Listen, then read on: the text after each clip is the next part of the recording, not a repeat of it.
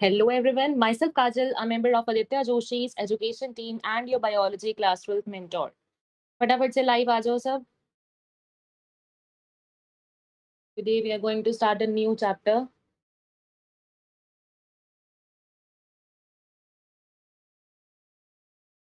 Hello everyone.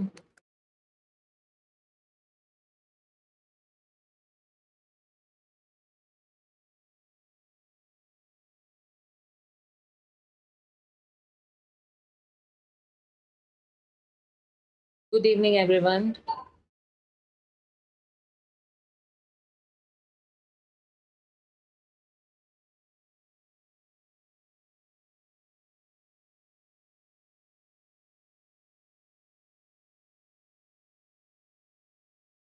Good evening Dorami, Riaz, Prachi, Abilipsa. Hello.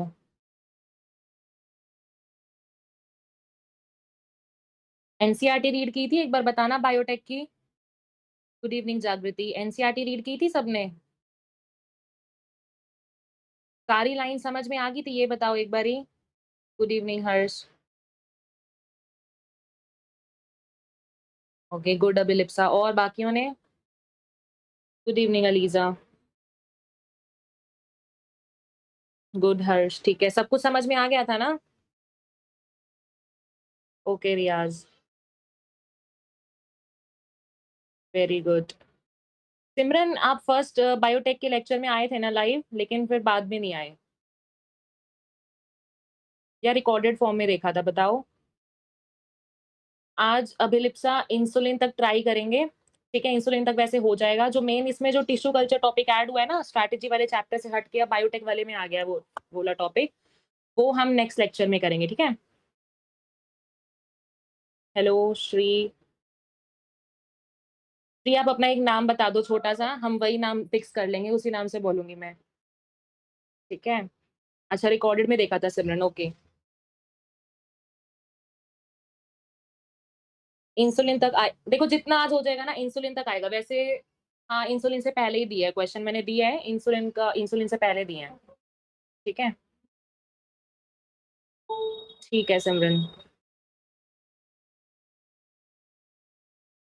ठीक है. अच्छा, एनसीईआरटी तो चलो सबने रीड कर ली होगी. फिर तुम्हारा जो देखो टेस्ट है ना, टेस्ट फिर से मॉडरेट लेवल ही रखा है. मॉडरेट, इजी टू मॉडरेट कह सकते हो. ठीक है. तुम्हें वैसे भी मेरे क्वेश्चन थोड़े से टफ लगते ही होंगे हमेशा, क्योंकि देखो जेनेटिक्स आता है. अभी 2 टेस्ट में थोड़ा बहुत जेनेटिक्स हर टेस्ट में आया है ना. तो जेनेटिक्स तो देखो थोड़ी बहुत टफ होती है, इसलिए थोड़े से क्वेश्चन का लेवल तुम्हें हार्ड लगता होगा, बट इस बार इजी टू मॉडरेट रखा है. ठीक है. इवन मैंने जो आपके 2 टेस्ट पहले उन क्वेश्चंस मैंने दिए हैं. ठीक है.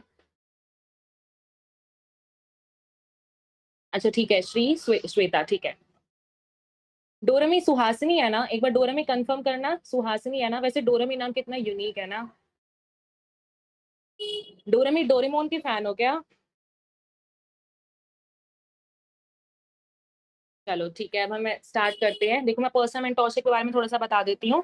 देखो ठीक है, चलो अब हम लैब को स्टार्ट करते हैं. देखो पर्सनल मेंटोरशिप, देखो ये ऐसा एक प्रोग्राम है जो कि अभी तक इंडिया में अभी तक कहीं भी लॉन्च नहीं हुआ है. ठीक है. देखो तुम पर्सनल मेंटोरशिप तुम्हें बहुत ज्यादा प्लेटफॉर्म्स पे तुम्हें अभी भी आज के टाइम पे तुम्हें मिल रही होंगी पर्सनल मेंटोरशिप बहुत ज्यादा, लेकिन वो सिर्फ नाम नाम की रह गई है. ठीक है. वो ऐसी नहीं है जहाँ पे तुम्हें एक्चुअल में कोई पर्सनल मेंटोर दे दिया जाए, नहीं होता ऐसा.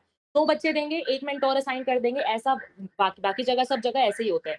लेकिन यहाँ पे एज इट्स नेम सजेस्ट पर्सनल मेंटोरशिप, यहाँ पे सब बच्चों को एक एक पर्सनल मेंटोर यहाँ पे मिलता ही मिलता है. तो तुम क्यों नहीं ले रहे? देखो यहाँ पे सिर्फ 4000 रुपीज इसका प्राइस है पूरे साल के लिए. देखो इतने तुम खुद सेविंग्स करके भी खुद अपना सेव करोगे ना, इतना तो आराम से सबका हो जाता है. ठीक है. इवन मैं भी देखो जो हमारा मंडे को सेशन होने वाला है ना, वहां मैं तुम्हें अपनी चीजें भी एक्सप्लेन करूंगी, वो भी जरूर सब अटेंड करना. वहां मैं सारी चीजें एक्सप्लेन करूंगी कि मेरे पास जो पहले मेंटोर नहीं था तो मुझे क्या क्या प्रॉब्लम्स होती थी, एंड आफ्टर दैट किस तरह से मैंने अपनी प्रॉब्लम्स को रिजोल्व किया उसके बाद जब मिल गया. ठीक है. तो मैं सारी चीजें आपको जो है मंडे के सेशन में बताऊंगी, वहां भी सबने ज्वाइन करना है. ठीक है. It's compulsory for all. ठीक है. अब देखो पर्सनल मेंटोरशिप के बारे में आपको बताऊं तो देखो क्या क्या आपके मन में डाउट्स होते होंगे एक्चुअल में. पहला डाउट ये होता होगा कि मैम हम ऑलरेडी किसी और कोचिंग में एनरोल्ड है या फिर किसी और ऑनलाइन प्लेटफॉर्म पे एनरोल्ड है, तो हम ले या ना ले, क्योंकि हमें मल्टीपल टीचर्स की बातें तो हम सुनने मिल जाती है, तो हमें इतनी ऐसा जरूरत नहीं है. कुछ बच्चे ये सोचते होंगे, बट इट्स नॉट राइट. ये ऐसा हो ही नहीं सकता. देखो पर्सनल मेंटोरशिप वहां पे तुम्हें क्या बोलेंगे टीचर्स, बेटा ऐसे पढ़ लो, टाइम मैनेजमेंट कर लो, इतने बजे पढ़ना है, इतने घंटे पढ़ना पड़ता है, ये सब चीजें आके सारे बता जाएंगे. लेकिन यहाँ पे एक तरह से तुम्हें जो मेंटोर होगा वो तुम्हें आँख दिखा के पूछेगा, कितना करा तुमने, करा या नहीं करा? तुमसे डेली पूछेगा, मैंने जो कल टारगेट दिया था वो तुमने करा या नहीं करा? तो एक प्रेशर बना रहता है। इस चीज़ के लिए देखो पर्सनल मेंटोरशिप बहुत ज़्यादा ज़रूरी होती है। दूसरा तुम्हारे मन में क्वेश्चन आता होगा कि कौन हमें आके गाइड करेगा? तो गाइड भी यहाँ पे आके ऐसे लोग करते हैं जो कि एक्चुअल तुम्हारे ड्रीम कॉलेजेस में जाके अभी फिलहाल पढ़ रहे हैं। वो तुम्हें अपनी सारी चीज़ें जो है एक्सप्लेन करेंगे। फिर तुम्हारे मन में क्वेश्चन आता होगा कि हमारा मेन मोटिव क्या है? हम डेली तुम्हें क्यों बोलते हैं? हमारा मोटिव क्या है? देखो हमारा मोटिव यही है कि तुम्हें नीट में 700 प्लस स्कोर कराना, बिकॉज़ एज़ यू नो कितना स्कैम हुआ है इस साल, तो 700 प्लस तो अपना एम अभी से ही लेके चलो, ठीक है? तो तुम्हारे ये क्वेश्चन्स होते होंगे, बाकी और क्वेश्चन्स होते होंगे पर्सनल मेंटरशिप के बारे में, तुम पूछ सकते हो। बाकी जिसको भी लेना है वो ले लो, इसकी फीस लिमिटेड ही रहती है, कल, परसों, तरसों के सारे इसको मत छोड़ो, ठीक है? क्योंकि देखो नीट में तुम्हारा कितना टाइम रह गया है, 7 टू 8 मंथ्स रह गए हैं, जिसमें से अप्रैल तो तुम वैसे भी अपनी एंग्ज़ायटी में निकाल दोगे, पेपर आने वाला है, पेपर आने वाला है। तो जिसको लेना है लिमिटेड टाइम है, वैसे भी सीट्स फीस की इवन लिमिटेड रहती है, तो जिसको लेना हो वहाँ पे आपको कोड यूज़ करना है काजल 123 ऐप पे आप जाओगे, वहाँ पे बाय नाउ के ऑप्शन पे क्लिक करोगे, काजल 123 वहाँ पे आप कोड लगाना, आपको सिर्फ़ और सिर्फ़ 4000 रुपीज़ में मिल जाएगा। पहले इसका प्राइस 5000 था, जैसे ही इसकी सीट्स फुलफिल हो जाएँगी, फिर आपका प्राइस जो है फिर से बढ़ जाएगा, तो जिसको लेना हो वो ले सकता है, ठीक है? चलो चैप्टर स्टार्ट करें अब, ठीक है? अच्छा डोरेमी ऐसे ही डाल दिया था। ये मैं सोच रही थी मैं फिर अपना हिमावारी नाम रख लूँ। अनीश, राधे राधे। मैं ठीक हूँ अनीश। हाँ, सुहासिनी है ना? हाँ, मैंने देखा था। बाकी मीतू पांडे के नाम से कौन रिप्लाई करता है कमेंट में? हाँ, कमेंट्स भी पिछली बार बहुत अच्छे-अच्छे थे, तुम्हारे हैशटैग्स भी बहुत ज़्यादा अच्छे थे। ठीक है? इसी तरह से कमेंट करते रहा करो, ठीक है? चलो, चलो अब बिफोर स्टार्टिंग द सेशन सब लाइक कर दो। पहले सब लाइक कर दो, ठीक है? लाइक नहीं करते तुम। फटाफट से सब लाइक करो सेशन को पहले। इवन अपने फ्रेंड्स को शेयर भी कर दिया करो, ठीक है? चलो, देखो तो चलो हम फिर अपने बायोटेक एंड इट्स एप्लीकेशन वाला चैप्टर आज स्टार्ट करेंगे। जितना हमारा पार्ट हो जाएगा, उतना पार्ट हमारा टेस्ट में भी आएगा, ठीक है? क्वेश्चंस मैं दोबारा से बता देती हूँ, जेनेटिक्स सबको इक्वल वेटेज दी है, ऐसा नहीं किसी चैप्टर से ज़्यादा क्वेश्चंस दे दिए हों, ठीक है? सबको इक्वल वेटेज दी है और इम्पोर्टेंट क्वेश्चंस भी हैं। इवन प्रीवियस टेस्ट से एग्ज़ैक्टली क्वेश्चंस भी उठा के मैंने डाले हैं, ठीक है? तो जिसने प्रीवियस टेस्ट दिए होंगे, कम से कम 3-4 क्वेश्चंस तो वहीं से आपके सॉल्व हो जाएँगे, ठीक है? चलो, स्टार्ट करते हैं। करें स्टार्ट? बताओ करें स्टार्ट? लाइक कर दिया तुमने? लाइक भी नहीं करते। क्लिक करने में तुम्हें वो होता है, जस्ट ऐसे क्लिक करना होता है। ठीक है? चलो स्टार्ट करते हैं। देखो, सबसे पहले तो देखो हमने अपने प्रीवियस चैप्टर में बायोटेक्नोलॉजी की डेफिनिशन हमने अच्छे से समझ ली थी, ठीक है? कि डेफिनिशन क्या होती है, क्या-क्या हमारा एक्चुअल मोटिव है बायोटेक्नोलॉजी हम परफॉर्म कर रहे हैं, उसके पीछे हमारा मेन मोटिव क्या है, ठीक है? वहाँ पे हमने ना जेनेटिकली मॉडिफाइड ऑर्गन्स बनाए थे, जहाँ पे मैंने हर्ष का एग्जांपल लेके वहाँ पे जीएमओस को बनाया था। हर्ष को मैंने जीएमओ बनाया था वहाँ पे।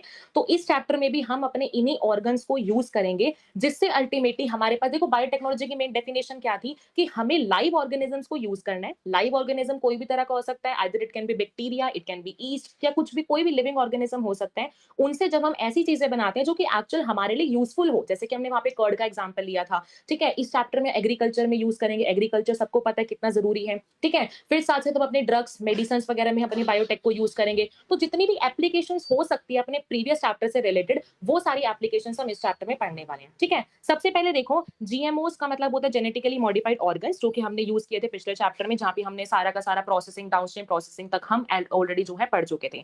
इस चैप्टर में हम क्या करेंगे, जेनेटिकली मॉडिफाइड क्रॉप्स बनाएंगे, ठीक है? जीएमसी, जीएमसी तुम्हारे लिए होता होगा गवर्नमेंट मेडिकल कॉलेज, ठीक है? तुम्हारे मन में तो ये होता होगा हमें इस जीएमसी में जाना है, बट एक्चुअली इस चैप्टर में क्या है, जीएमसी आपके पास मतलब है जेनेटिकली मॉडिफाइड क्रॉप, ठीक है? क्रॉप क्रॉप का हम कहाँ पे यूज करेंगे, डेफिनेटली एग्रीकल्चर में यूज करेंगे। तो यहाँ पे इसको रिलेट करके चलो कि सबसे पहले हम बायोटेक्नोलॉजी के जो एप्लीकेशन पहली एप्लीकेशन पढ़ने वाले हैं, वो हम पढ़ेंगे अपनी एग्रीकल्चर के अंदर, ठीक है? एग्रीकल्चर में सबसे पहले पढ़ेंगे।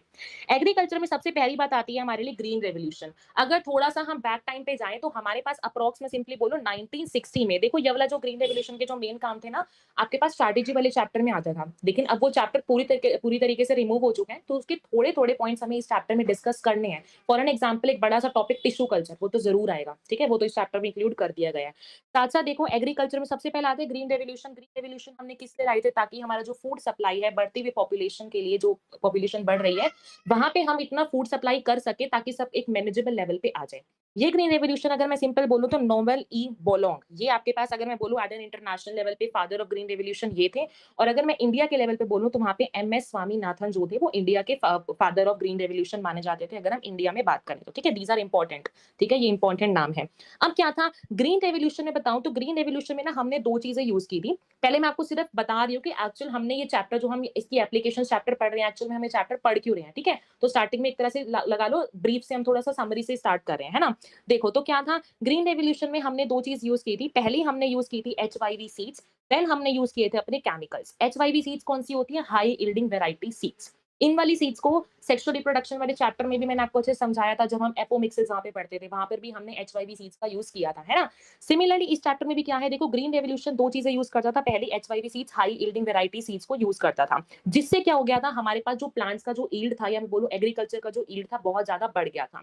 At the same time green revolution में हम केमिकल्स भी यूज़ करते थे। केमिकल्स कैसे-कैसे यूज़ करते थे? फॉर एग्जांपल हम पेस्टिसाइड्स का यूज़ करते थे। देखो साइड जहाँ पे आ जाए ना, इसका मतलब किलिंग इफेक्ट्स जो कि शो करता हो, है ना? जैसे कि अब क्या था ग्रीन रेवोल्यूशन में हम केमिकल्स यूज़ करते थे, केमिकल्स कैसे पेस्टिसाइड्स हो गए, फंगिसाइड्स हो गए, इंसेक्टिसाइड्स हो गए, मतलब ऐसे केमिकल्स का यूज़ करते थे जो कि अल्टीमेटली आपके पास पॉल्यूशन कॉज़ करने लग जाते थे। लेकिन हमें हमें तो मेन काम क्या है कि हमें अपनी बायोटेक्नोलॉजी को यूज़ भी करना है अपने एनवायरनमेंट में, हमें सारी चीज़ों को सक्सेसफुल भी लेके जाना है, लेकिन without causing any damage to our environment. हमारा पहला मेन मोटिव यही होना चाहिए, है ना? लेकिन जो हमने ग्रीन रेवोल्यूशन हम लाए थे उस टाइम पे केमिकल्स यूज़ करने की वजह से हमारे पास क्या हो गया था बहुत ज़्यादा जो पॉल्यूशन था वो क्रिएट हो गया था।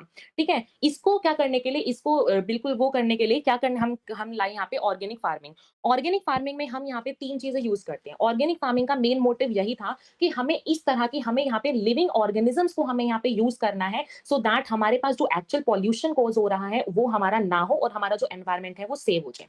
इसको करने के लिए हम यहाँ पे क्या लाए बायो फर्टिलाइजर्स लाए। पहले हम यूज़ कर रहे थे सिर्फ फर्टिलाइजर्स। एनसीईआरटी में 3 पॉइंट्स दे रखे हैं, उससे रिलेटेड बता रही हूँ। अभी 3 पॉइंट्स पहले एनसीईआरटी से डायरेक्टली पढ़ेंगे। पहले ये सुन लो, तो हमारे पास यहाँ पे क्या था, हम यहाँ पे क्या लाए थे, फर्टिलाइजर्स लाए थे। आपके पहले वाले में फर्टिलाइजर्स थे, पेस्टिसाइड्स यूज़ होते थे और आपके पास जो फंगिसाइड्स वगैरह ये सब यूज़ होते थे। लेकिन जब हमें उसको बिल्कुल डीमेरिट वहाँ से में बहुत ज़्यादा डीमेरिट्स हो रहे थे, तो हम क्या करें, हमने वहाँ पे बायो फर्टिलाइजर्स का हमने यूज़ करना स्टार्ट करा, बायो पेस्टिसाइड्स का हमने जो है यूज़ करना स्टार्ट करा। बायो वर्ड जहाँ भी आ गया, इसका मतलब हमने यहाँ पे लिविंग ऑर्गेनिजम्स का यूज़ करा है। और जब भी हम लिविंग ऑर्गेनिजम्स का यूज करके कुछ बनाते थे तो उसको हम सिंपल नाम देते थे बायोटेक्नोलॉजी। तो एग्रीकल्चर में हमने किस तरह से बायोटेक्नोलॉजी का यूज करा, हमने इसी तरीके से इसका यूज करा कि पहले हम क्या करते थे, सिर्फ फर्टिलाइजर्स लेते थे जो कि एक्चुअल पॉल्यूशन कॉज करते थे, लेकिन अब हम बायो फर्टिलाइजर्स का यूज करने लग गए। ठीक है, साथ साथ ऑर्गेनिक फार्मिंग को करने के लिए, ऑर्गेनिक फार्मिंग अब अकेले नहीं हो सकती, ऑर्गेनिक फार्मिंग को करने के लिए साथ साथ हमें जो है सपोर्ट चाहिए था, हमारे पास जेनेटिकली इंजीनियरिंग का भी हमें सपोर्ट चाहिए था। जेनेटिक इंजीनियरिंग में हमने क्या बनाया था, जेनेटिकली मॉडिफाइड ऑर्गन्स बनाए थे।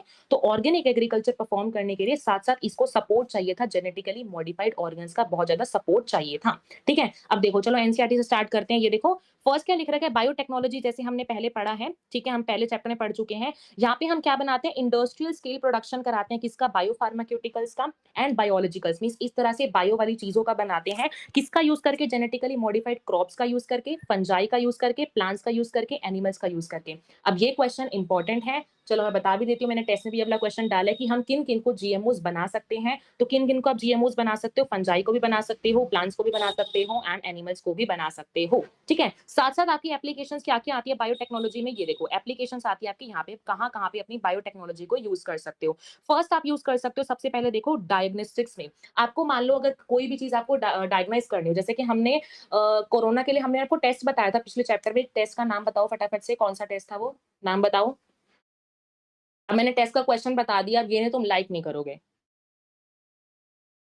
टेस्ट का क्वेश्चन बता दिया मैंने, कोई बताता है तुम्हें और? बताओ एक बार टेस्ट का नाम बताओ, कोविड टेस्ट का नाम बताया था मैंने, उसकी एप्लीकेशन देखो, पीसीआर की एप्लीकेशन मैंने बोला था ना बताऊँगी, तब शायद प्राची ने बोला था बता दो, रियाज़ ने बोला था मत बताओ, देखो वो यहाँ पे यूज़ होता है ना? हाँ, ठीक है, आरटी-पीसीआर, वेरी गुड अनीश। ठीक है? तो हमने वहाँ पे क्या यूज़ करा था, हमने डायग्नोस्टिक्स का यूज़ किया था, बायोटेक्नोलॉजी का यूज़ किया था डायग्नोसिस के लिए। तो पहला एप्लीकेशन आ गया, कोई भी आपने डिसीज़ को डायग्नाइज़ करना हो, ढूँढना हो, तो आप वहाँ पे यूज़ करते हो अपनी बायोटेक का। सेकंड एप्लीकेशन आती है आपके पास जेनेटिकली मॉडिफाइड क्रॉप्स बनाने में। कैसे क्रॉप्स बनेंगे अभी वो हम आगे समझेंगे, आपको वहाँ पे समझ आ जाएगा। फिर हम यूज़ करते हैं अपनी processing food, that means food बनाने में। जैसे हमने पिछले लेक्चर में पढ़ा था बायोटेक्नोलॉजी, हम कर्ड वगैरह बनाने में करते थे, है ना? कर्ड क्या है, एक तरह का फूड ही तो है, तो हम उसको भी जो है प्रोडक्शन में उसकी हेल्प कर देते। फिर आता है एनर्जी प्रोडक्शन में, हम एनर्जी प्रोड्यूस कराने में भी इसकी हेल्प करते हैं, जो कि आपके पास आगे आएगा चैप्टर में जैसे हम आगे बढ़ेंगे। फिर हम इसका यूज करते हैं बायो रेमेडिएशन। बायो रेमेडिएशन का मतलब क्या हो गया कि आपको एनवायरमेंट को पॉल्यूशन फ्री करना है, वहां पर भी हम अपनी बायोटेक्नोलॉजी का यूज करेंगे। क्योंकि देखो अभी मैंने आपको ऊपर बताया, हम पेस्टिसाइड्स का यूज नेग्लेक्ट कर रहे हैं और अपने बायो फर्टिलाइजर्स का यूज को बढ़ा रहे हैं, सो दैट हमारा पॉल्यूशन जो है वो प्रिवेंट होके रह पाए। तो इसका मतलब हम यहाँ पे एप्लीकेशन हमने वहां ऑलरेडी लगा दी, which is your bioremediation. ठीक है, फिर लास्ट में आता है आपके पास थेराप्यूटिक्स। थेराप्यूटिक सिंपली कहूं तो मतलब ऐसी ऐसी थेरापीज आप डेवलप करोगे। इस चैप्टर में हम पढ़ेंगे, हम जैसे जीन थेरेपी पढ़ेंगे, तो इस चैप्टर में यहाँ पे जो जो चीजें पढ़ेंगे दैट मीन्स हम यहाँ पे थेरापीज ऐसी डेवलप करेंगे यूजिंग योर बायोटेक्नोलॉजी, जिससे आप किसी भी डिसीज का जो है प्रिवेंशन कर सकते हो। तो ये सारी एप्लीकेशंस है, इन एप्लीकेशन से क्वेश्चन आता है, ऑप्शंस बन के आ जाएगा कौन सा इसमें से एप्लीकेशन नहीं है। तो आपको ये सारे पॉइंट्स जो है वो क्लियर होने चाहिए। लास्ट आपके पास आता है वेस्ट ट्रीटमेंट। आपको अगर वेस्ट ट्रीटमेंट करनी हो तो वहां पर भी आपके पास बायोटेक्नोलॉजी जो है वो बहुत ज्यादा यूज होती है। ठीक है, अब देखो यहाँ पे इंपॉर्टेंट क्वेश्चन आता है, यहाँ से देखो 3 क्रिटिकल रिसर्च एरियाज बायोटेक्नोलॉजी के क्या है। डायरेक्टली क्वेश्चन आता है 3 critical research areas, that means हम क्यों बायोटेक्नोलॉजी अप्लाई करते हैं, क्या क्या हम चीजें उसमें करते हैं, जो कि हम प्रीवियस चैप्टर में ऑलरेडी पढ़ चुके हैं। यहीं से क्वेश्चन आता है 3 क्रिटिकल रिसर्च एरियाज बायोटेक्नोलॉजी के कौन से हैं। पहला आपके पास आता है providing the best catalyst in the form of improved organism using a microbe और a pure enzyme. Best catalyst यहाँ पे कहने का सिंपल मतलब है जीएमओज की बात करें, जैसे हमने प्रीवियस चैप्टर में पढ़ा था, हम वेक्टर लाते थे, वेक्टर के साथ फॉरेन डीएनए इंसर्ट कराते थे और अल्टीमेटली हम क्या करते थे, अपने एक होस्ट के अंदर हम जो है डाल देते थे। दैट मींस हम उसको क्या बनाते थे, एज एन बेस्ट कैटलिस्ट, या फिर सिंपली बोलूं हम उसको एज एन बेस्ट ऑर्गन बना देते थे यूजिंग योर बेस्ट माइक्रोब। जैसे हम वहां पे बेस्ट प्लाज्मिड बेस्ट वेक्टर को हम चूज करते थे ना, जिसके पास ओआरआई हो, जिसके पास सिलेक्टेबल मार्कर्स हो। तो इस तरह से हम यहाँ पे लिखेंगे कि यूजिंग अ बेस्ट माइक्रोब और अ प्योर एंजाइम, हम एक बेस्ट कैटलिस्ट को बनाने की कोशिश करेंगे। योर पहला आपका पहला क्रिटिकल रिसर्च एरिया। सेकंड आएगा creating optimal conditions through engineering for the catalyst to act. Optimal conditions हम कौन से प्रिंसिपल में देते थे, एक बार बताना। 2 प्रिंसिपल्स हमने पढ़े थे प्रीवियस चैप्टर में। कौन सा ऐसा प्रिंसिपल था जहां पे हम कंडीशंस प्रोवाइड करते थे ताकि मेंटेन आपके पास जो भी हम होस्ट के अंदर चीजें डाल रहे हैं वो मेंटेन सिचुएशन में रहें। तो उसके लिए मुझे बताओ कौन सा प्रिंसिपल का नाम क्या था। Is it genetic engineering principle और it is bioprocess engineering principle? बताओ बताओ। सो गए? बताओ सो गए क्या? फटाफट से बताओ, प्रिंसिपल का नाम बताओ। इंटरैक्शन दिखानी है क्लास में। अच्छा लिखा है, ठीक है। अभिलिप्सा प्राची बायोप्रोसेस, बिल्कुल ठीक है। ठीक है, तो हम वहाँ पे कौन सा प्रिंसिपल लेते थे, बायोप्रोसेस इंजीनियरिंग प्रिंसिपल लेते थे। दैट मींस हमारा सेकंड क्रिटिकल रिसर्च ये होगा कि मान लो हमने पहला बेस्ट कैटलिस्ट हमने बना दिया, उसके बाद हम कंडीशंस मेंटेन करेंगे और लास्ट में हमने थर्ड चीज क्या पढ़ी थी, डाउनस्ट्रीम प्रोसेसिंग पढ़ी थी, जिसके अंदर क्या क्या चीजें आती थी ये भी फटाफट से बताओ। 2 चीजें बताई थी, क्या क्या आपके पास आता था इसमें डाउनस्ट्रीम प्रोसेसिंग में। तो ये देखो मैं सिंपल कह सकती हूँ, ये 3 प्रोसेस हम पिछले चैप्टर में पढ़ चुके हैं। हमने पूरी सीक्वेंस के अकॉर्डिंग हमने यहाँ पे भी एक बार रिविजन एक तरह से कर ली। ठीक है, उसके बाद हम पढ़ेंगे यहाँ पे biotechnology applications in agriculture. Agriculture में किस तरह से एप्लीकेशंस कर सकते हैं हम ऑलरेडी पढ़ चुके हैं, बट मैं रीड कराती हूँ। उससे पहले मुझे 2 पॉइंट्स बताओ जो कि हमने डाउनस्ट्रीम प्रोसेसिंग में यूज किए थे। सेपरेशन एंड प्योरिफिकेशन, ठीक है, बिल्कुल ठीक है। ठीक है, तो हमने 2 पॉइंट्स यूज किए थे, कैसे किए थे आपको एक्सप्लेन अच्छे से कर दिया था। ठीक है, अब क्या है, फर्स्ट हमारे पास एप्लीकेशन आता है आपका पास एग्रीकल्चर में। फर्स्ट एप्लीकेशन आता है विच is your agrochemical based agriculture. इस वाले ये आपके पास वही प्रिंसिपल है जो मैंने आपको ऊपर बताया ना, जिसमें हम एक्चुअल फर्टिलाइजर्स, पेस्टिसाइड्स, इंसेक्टिसाइड्स का यूज करते थे, वो आपके पास आएगा इस वाले प्रिंसिपल के अंडर। ठीक है, फिर सेकंड बात आएगी आपके पास ऑर्गेनिक एग्रीकल्चर। ऑर्गेनिक एग्रीकल्चर में नाम चेंज हो जाएंगे, यहाँ पे एक्चुअली हम यहाँ पे अपने एनवायरमेंट को सेव करने लग जाएंगे।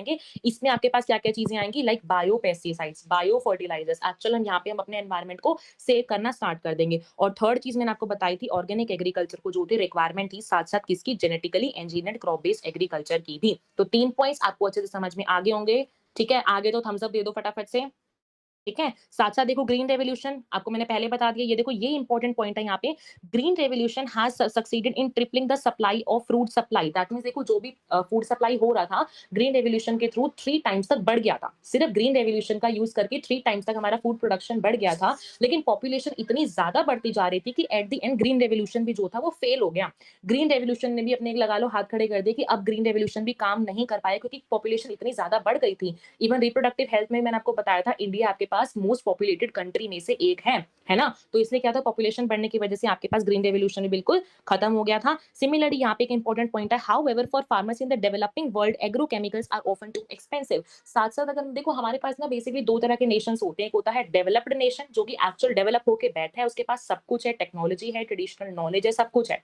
एक दूसरा नेशन होता है जो कि एक्चुअल डेवलप कर रहा है, उनको हम बोलते हैं डेवलपिंग नेशन। यहाँ पे बहुत ज़्यादा इंपॉर्टेंट क्वेश्चन आ जाता है इससे कि जो डेवलपिंग ऐसे फार्मर्स जो कि अभी डेवलप कर रहे हैं, उनके लिए ये जो फर्टिलाइजर्स वगैरह जो कि हमने पहले प्रिंसिपल के अंडर मैंने यहाँ पे बताया था, यहाँ पे अगर मान लो यही प्रिंसिपल हमारा चलता रहता, आज तक भी हमारा यही प्रिंसिपल चलता रहता, तो क्या होता, हमारे फार्मर जो कि आज के टाइम पे डेवलप कर रहे हैं, उनको फर्टिलाइजर्स, पेस्टिसाइड्स वगैरह लेने उनको भी बहुत महंगे पड़ते थे, है ना? तो इन चीज़ों को क्या करने के लिए, इन चीज़ों को खत्म करने के लिए हम यहाँ पे क्या लाए थे, अपने जीएमओज़, या फिर सिंपली बोलूँ हम यहाँ पे हम अपनी बायोटेक्नोलॉजी का हमने इसलिए जो था अपने इन्वेंट किया था, ताकि ये सारी प्रॉब्लम जितनी भी ऊपर हमने डिस्कस करी, ये सारी हमारी जो है वो खत्म हो पाएँ, ठीक है? यहीं यहाँ पे लिख रखा है कि प्लांट को भी, बैक्टीरिया को भी, फंजाई को भी, एनिमल को भी हम क्या कर सकते हैं, एज़ एन जीएमओ की तरह यूज़ कर सकते हैं। और जीएमओ की तरह ही देखो, अभी पहले मैं सिर्फ एनसीईआरटी से बता रही हूँ, उसके बाद हम अच्छे से समझेंगे, ठीक है?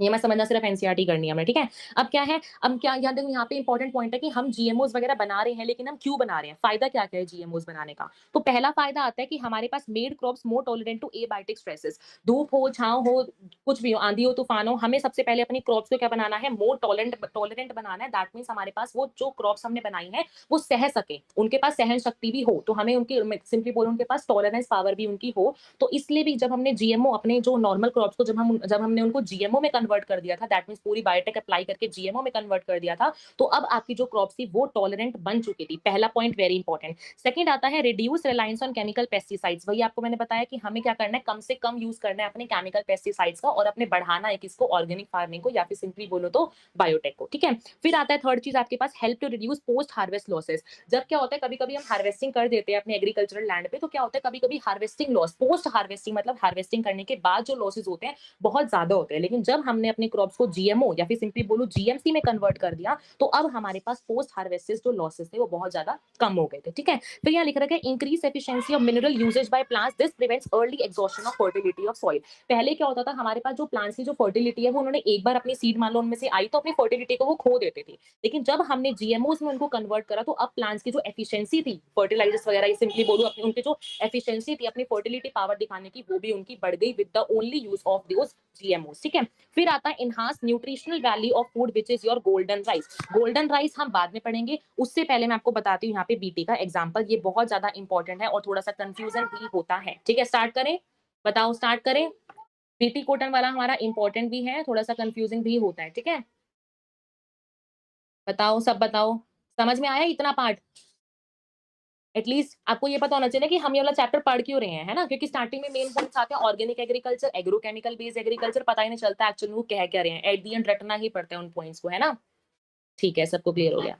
ठीक है, चलो देखो, अब क्या है, हमारी एनसीईआरटी में ना ये 3 एग्जांपल दे रखे हैं। एक्चुअल में होता क्या है, हमारा जो इंसेक्ट होता है ना, हमारा जो इंसेक्ट होता है, इंसेक्ट की ना डाइट में कॉटन भी होता है, मतलब इंसेक्ट जो है वो कॉटन को भी खा सकता है। साथ-साथ एक वो बैक्टीरिया, बैक्टीरिया का नाम is very important which is your bacillus thuringiensis. ये कैसा है, ये क्या है, आपके पास एक बैक्टीरिया है, जो इंसेक्ट होता है, वो इंसेक्ट आपका क्या है, कॉटन को भी खा सकता है। दैट मीन्स इंसेक्ट की जो डाइट है वो कॉटन भी हो सकती है, और साथ-साथ आपके पास बैक्टीरिया भी हो सकती है। और कौन-सा bacteria, this is your bacillus thuringiensis which is very important. Question भी आता है आपके पास, बीटी स्टैंड्स फॉर बैक्टीरिया, कोई-कोई कहेगा बैक्टीरिया थ्यूरिनजेनेसिस, बट वो गलत हो जाएगा। इससे आपका ये क्या है, बैसिलस थ्यूरिनजेनेसिस है, ठीक है? याद करना। अब क्या है, मान लो आपके पास यहाँ पे कॉटन था, मान लो ये कॉटन का एक प्लांट है, कॉटन के प्लांट पे यहाँ पे मान लो आपके पास ये कॉटन ग्रो हो रही है। मान लो कोई इंसेक्ट आया, इंसेक्ट, कॉटन चाहती है कि मुझे कोई इंसेक्ट आके ना खा पाए और मैं अच्छे से बचे रहूं, तो कॉटन यहाँ पे वेट करेगी। कॉटन के पास ऐसा कोई मैकेनिज्म नहीं है कि वो अपने आप को प्रिवेंट कर पाए, कॉटन के पास ऐसा कोई मैकेनिज्म नहीं होता, लेकिन बैक्टीरिया के पास मैकेनिज्म होता है, वो हमें हमें पढ़ेंगे, ठीक है? फिलहाल समझ के चलो, कॉटन के पास ऐसा कोई मैकेनिज्म नहीं होता जिससे वो अपनी प्रिवेंशन कर पाए। कॉटन वेट करेगी कि कब मेरे पास फार्मर आएगा, कब पेस्टिसाइड वगैरह छिड़क के जाएगा और कब ये इंसेक्ट जो है वो भागेंगे, है ना? लेकिन क्या होता है, हमारे पास जो इंसेक्ट की डाइट में तो देखो कॉटन भी और बैक्टीरिया भी है। बैक्टीरिया क्या करेगा, बैक्टीरिया कौन सा बैक्टीरिया हमने लिया, बीटी वाला बैक्टीरिया लिया, याद रखना। बैक्टीरिया क्या करता है, as an defence mechanism, defence mechanism की तरह वो क्या करता है, बैक्टीरिया जो होता है अपने ग्रोथ के टाइम पे, जब बैक्टीरिया ये वाला ग्रो कर रहा होता है, उस टाइम पे ये वाला बैक्टीरिया जो होता है अपने अंदर ना एक एंडोक्सिन, या फिर सिंपली बोलो क्राई प्रोटीन बनाता है। ये वाला जो बैक्टीरिया होता है, कौन सा बैक्टीरिया, बैसिलस थेरानोजेनेसिस वाला जो बैक्टीरिया होता है, अपनी ग्रोथ के टाइम पे क्या करता है, एंडोटॉक्सिन सिंपल बोलो या फिर क्राई प्रोटीन बोलो, ये अपने ग्रोथ के टाइम पे जो है बनाता है, जो कि उसकी बॉडी में फिलहाल के टाइम पे क्या होता है, इनएक्टिव रहता है। क्योंकि अगर मान लो बैक्टीरिया के अंदर ही ये वाला प्रोटीन एक्टिव हो जाएगा ना, तो बैक्टीरिया खुद ही प्रोटीन बनाएगा, खुद ही मर जाएगा। लेकिन हमें ऐसी चीज नहीं करानी। तो याद रखना कि हमारे पास जब बैक्टीरिया में एक्चुअल ग्रोथ हो रही होती है स्क्राई प्रोटीन की, इस टाइम पे हमारे पास जो ये टॉक्सिन निकलता है, ये कैसा होता है, एज एन इनएक्टिव फॉर्म में बैठा हुआ होता है। जैसे ही मान लो इस वाले बैक्टीरिया के ऊपर, बैक्टीरिया इंसेक्ट की डाइट होती है आपके पास बैक्टीरिया, जैसे ही मान लो आपके पास इंसेक्ट जो ये बैक्टीरिया खाने आएगा, ये एंडोक्सिन जो कि आपके पास एक्चुअल बैक्टीरिया में इनएक्टिव फॉर्म में बैठा था, अब वो बैक्टीरिया के अंदर जाके एक्टिव बन जाएगा। एक्टिव कैसे बनेगा, क्योंकि देखो इंसेक्ट है, इंसेक्ट के गट रीजन में, या सिंपली बोलो जो इंसेक्ट का जो गैस्ट्रो इंटेस्टिनल एरिया होता है, उसका जो पीएच होता है ना, हमेशा अल्कलाइन, दैट मींस मैं बोलूं बेसिक पीएच होता है। जो इंसेक्ट का जो पीएच होता है, उसकी बॉडी में बेसिक पीएच होता है, और ये जो एंटोटॉक्सिन होता है, ये हमेशा एल्कलाइन पीएच में जाके एक्टिव होता है। ठीक है, बैक्टीरिया के अंदर हमें ऐसा जो पीएच है वो नहीं मिल पाता, इसलिए वहां पे वो इनएक्टिव फॉर्म में रहता है। लेकिन जैसे ही इंसेक्ट उसको खाएगा, उसको अपना सुटेबल पीएच मिलेगा, वहां पे आपके पास ये जो टॉक्सिन है वो कैसा टॉक्सिन बन जाएगा, एक्टिव टॉक्सिन बन जाएगा। और जैसे ही टॉक्सिन का मतलब क्या, मारने वाली चीज, अब यहाँ पे जो टॉक्सिन है वो एक्टिव बन चुका है, इसलिए क्या होगा आपके पास, जैसे इंसेक्ट आएगा वो मर जाएगा, जैसे वो बैक्टीरिया को खाएगा। बताओ समझ में आया। एनसीईआरटी की डायरेक्टली लाइन है। और किस तरीके से मरता है, देखो आपके पास एनसीईआरटी में लिख रखा है कि जैसे इंसेक्ट आएगा, इंसेक्ट की मान लो आपके पास मिडगट के ऊपर ये टॉक्सिन जाके बैठा, होता क्या है, यहाँ पे आपके पास ना कुछ स्वेलिंग, उसकी मिडगट के अंदर ना कुछ स्वेलिंग आने लग जाती है, बहुत मोटा स्वेलिंग आने लग जाती है। जैसे स्वेलिंग आएगी, स्वेलिंग होती जाएगी, ultimately lysis, that mean simply बोलो अल्टीमेटली फट जाएगा, सिंपली बोलो मैं तो अल्टीमेटली क्या होता है, आपके पास पहले स्वेलिंग होगी, कभी कभी ना ऐसे सीक्वेंस भी आती है, तो सीक्वेंस में क्या बोलोगे, सबसे पहले आपके पास बाइंडिंग होगा। ठीक है, बाइंड मतलब इंसेक्ट सिंपली बोलो तो आएगा, इंसेक्ट जैसे ही आएगा उसके बाद आपके पास टॉक्सिन निकलेगा, टॉक्सिन सीक्वेंस बता रही हूँ, ठीक है, सीक्वेंस निकले वो सॉरी आपके पास जो है टॉक्सिन निकलेगा, टॉक्सिन जैसे ही निकलेगा अल्टीमेटली वो मिडगट पे बाइंड करेगा, मिडगट पे बाइंड करेगा, फिर स्वेलिंग होगी, फिर अल्टीमेटली लाइसिस हो जाएगा, और आपका जो प्लांट है वो अल्टीमेटली कैसा हो जाएगा, प्रोटेक्ट हो जाएगा। ठीक है, ठीक है, वेरी गुड, सब कुछ क्लियर हो गया। ठीक है, चलो देखो अब क्या था, अब देखो ये तो हमने बात कर ली अपने बैक्टीरिया के अंदर, लेकिन कॉटन तो बेचारा ऐसे के ऐसे रह गया ना। तो इसके लिए क्या होता है हमारे पास, अब देखो यहाँ पे हमारे पास ना क्राई प्रोटीन बना है। हमको पता है हमारे पास प्रोटीन कैसे बनता है, डीएनए से आरएनए बनता है, आरएनए से प्रोटीन बनता है, और अल्टीमेटली जीन होता है, जीन के डीएनए के ऊपर तो जीन लोकेटेड होती है ना। तो अल्टीमेटली हम कह सकते हैं कि ये जो हमारे पास क्राई प्रोटीन बन रहा है, जब हमारा जो बैक्टीरिया वो ग्रो कर रहा है, उस टाइम पे अगर हमारे पास ये प्रोटीन बन रहा है, तो अल्टीमेटली बना तो यहाँ पे मतलब कोई ना कोई क्राई जीन रिस्पॉन्सिबल होगी। अभी क्राई क्यों कहते हैं आगे मैं आपको बताऊंगी। फिलहाल समझो कि कोई ना कोई ऐसी जीन रिस्पॉन्सिबल होगी जो कि आपके पास प्रोटीन को बनवा रही है ना। तो साइंटिस्ट ने क्या सोचा कि ये जो आपके पास क्राई जीन, आपके पास जो एक्चुअल जीन रिस्पॉन्सिबल है, हम इस जीन को ना एक काम करते हैं अपने कॉटन के प्लांट में डाल देते हैं, जिससे हमारा कॉटन भी प्रिवेंट हो जाएगा। क्योंकि अल्टीमेटली है तो इंसेक्ट की डाइट कॉटन और बैक्टीरिया दोनों है। तो हम क्या करते हैं, अपनी क्राई जीन को उठाते हैं विद द हेल्प ऑफ आपकी बायोटेक्नोलॉजी। अब मैं अगर देखो, अब मान लो मैं यहाँ पे बायोटेक्नोलॉजी अप्लाई ना करती, तो मैं इसको बोल देती यहाँ पे हमारा एज एन ये सिंपल पेस्टिसाइड है, मैं सिंपल इसको बोल देती पेस्टिसाइड की तरह उसने एक्ट करा। लेकिन जैसे ही मैंने यहाँ पे क्या करा, अपना वेक्टर लिया, क्योंकि आपको याद होगा बायोटेक्नोलॉजी में हमेशा क्या यूज करते थे, वेक्टर यूज करते थे। और वेक्टर यूज करते थे तभी हम एक फॉरेन जीन को अल्टीमेटली अपने, ये हमारा कॉटन एज एन होस्ट की तरह एक्ट करेगा, होस्ट के अंदर इंट्रोड्यूस करा पाते थे। तो साइंटिस्ट सोचा हम एक काम करते हैं, कॉटन में भी डाल देते हैं, ब्रिंजल में भी डाल देते हैं। अभी एग्जांपल्स बताऊंगी किस किस में हमने एट द एंड ये डाली थी चीजें, एक राइजीन डाली थी। तो यहाँ से हम क्या कर सकते हैं, यहाँ पे हमने पूरी बायोटेक्नोलॉजी का यूज करा, और अल्टीमेटली हमने पेस्टिसाइड का ना बोल के हमने यहाँ पे क्या बना लिया, हमने यहाँ पे पूरा बायो पेस्टिसाइड को क्रिएट कर लिया with the only use of biotechnology. तो पहली एप्लीकेशन यहाँ पे हमारी खत्म हो जाती है कि बीटी के अंदर हम किस तरह से अप्लाई कर सकते हैं अपनी बायोटेक को। बताओ क्लियर हुआ, क्लियर हुआ, तब बताओ क्लियर हुआ। सोगे तुम सोगे।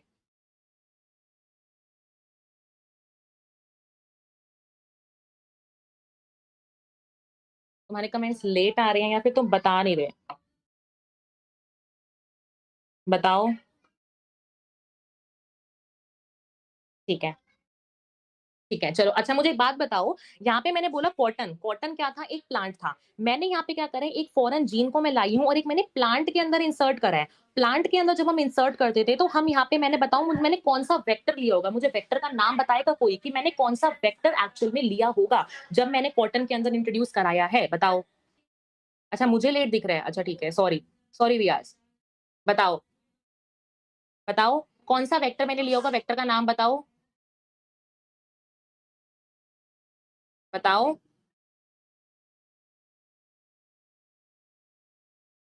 हंटर कुछ समझ नहीं, दोबारा बताओ, एक बार बताओ। हंटर बताओ, दोबारा बताना है तो बताओ। बताओ फटाफट से, वेक्टर का नाम बताओ। अभिलिप्सा बैक्टीरियोफेज। अच्छा और बताओ, और बताओ।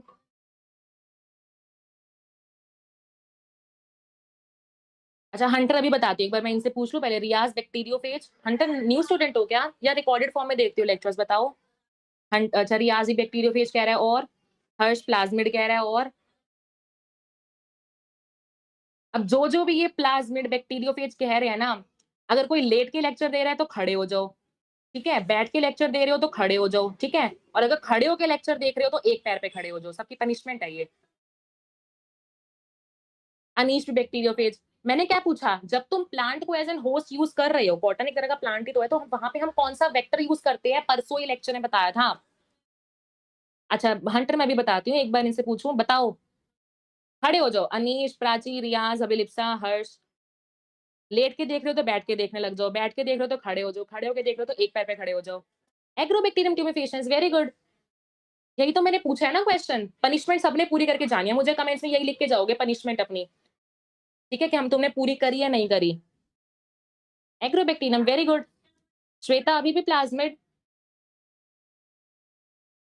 अपनी पनिशमेंट सबने पूरी करनी है, ठीक है। चलो अच्छा, हाँ हंटर ने पूछा था, ठीक है, हाँ हंटर ने पूछा था, जो अब सही आंसर देता जा रहा है ना, लाइक भी करते जो सेशन को, जो सही आंसर देता जा रहा है, और पनिशमेंट सबने पूरी करनी है, वरना मैं टेलीग्राम पे फोटो मंगवाऊंगी सबसे फिर कि तुमने की है नहीं कही, ठीक है। अच्छा देखो हंटर है ना, हंटर है ना, बताऊं ना मैं। हंटर,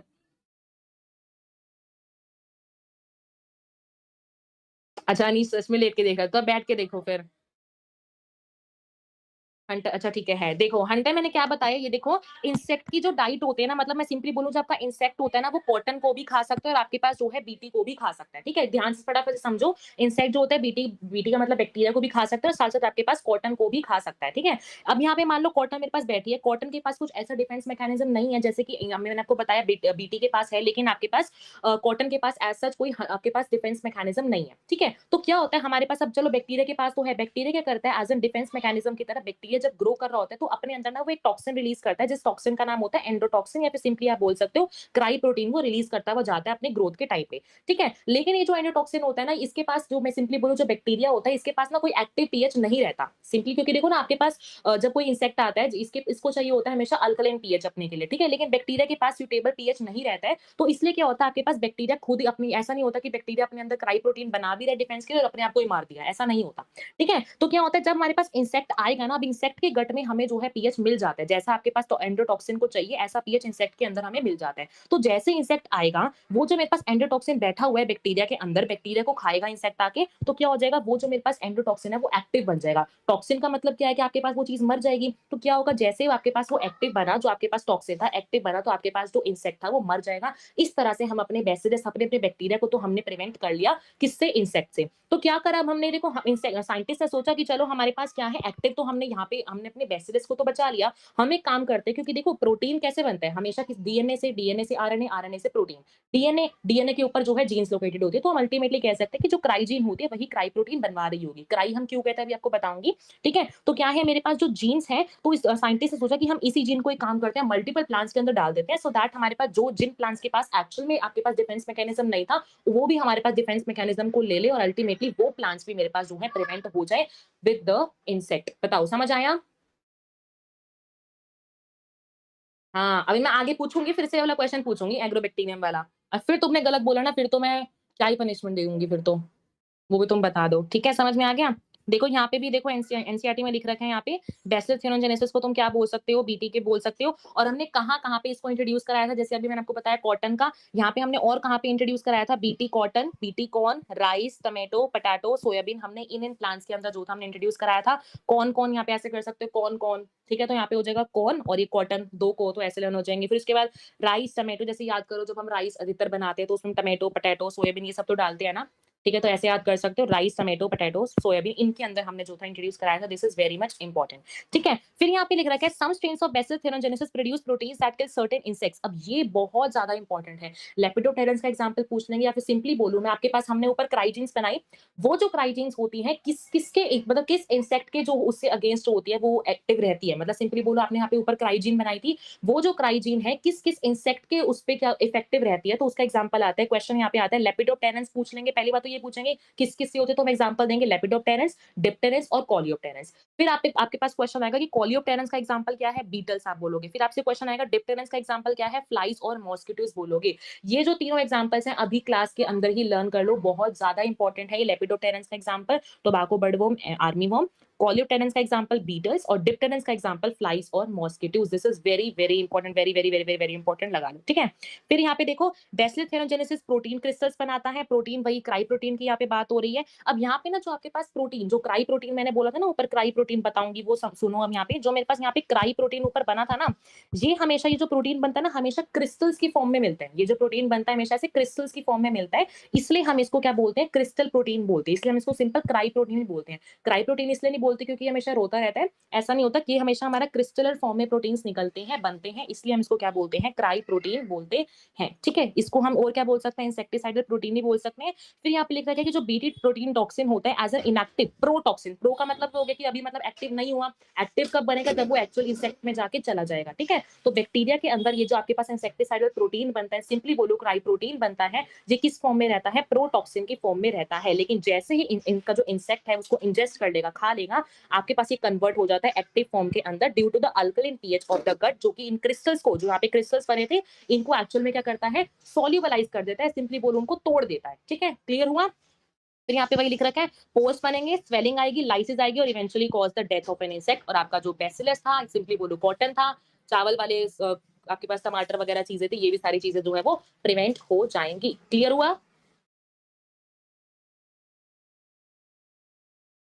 ठीक है,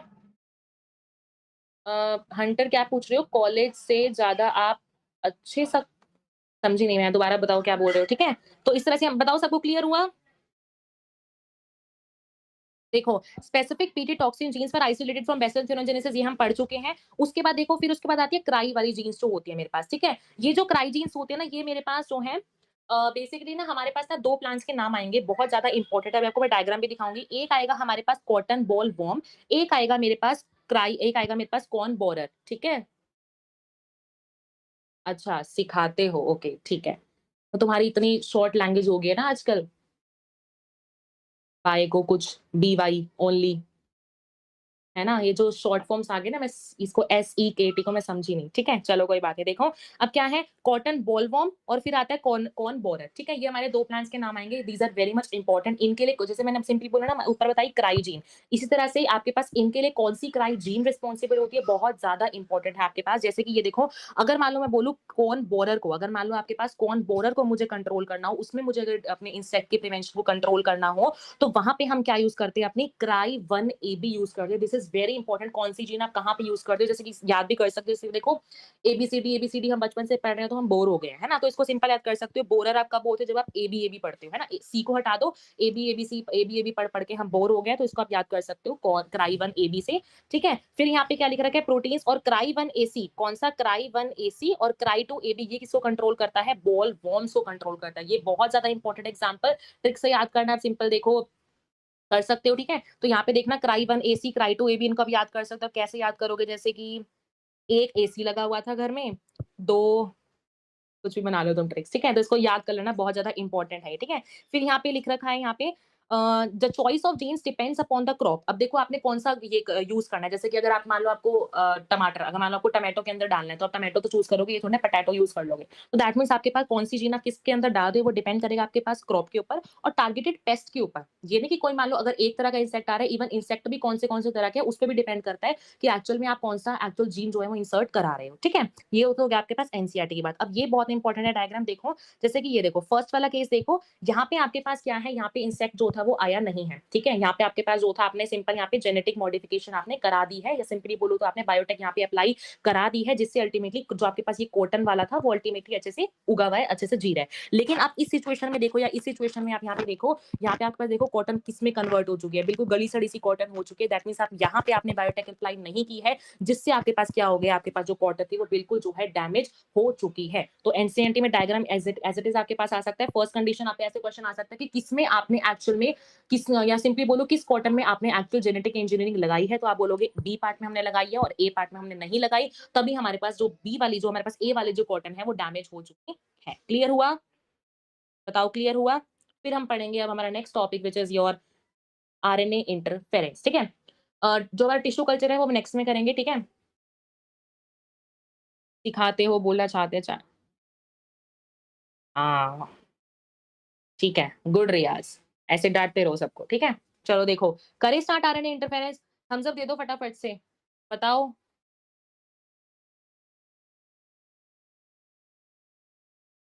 बताओ थम्स अप दे दो फटाफट से, आगे पढ़े तो आरएनए इंटरफेरेंस करेंगे।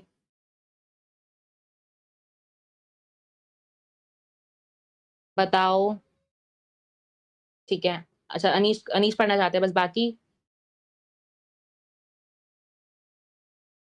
अच्छा ठीक है, सबका आ गया, ठीक है।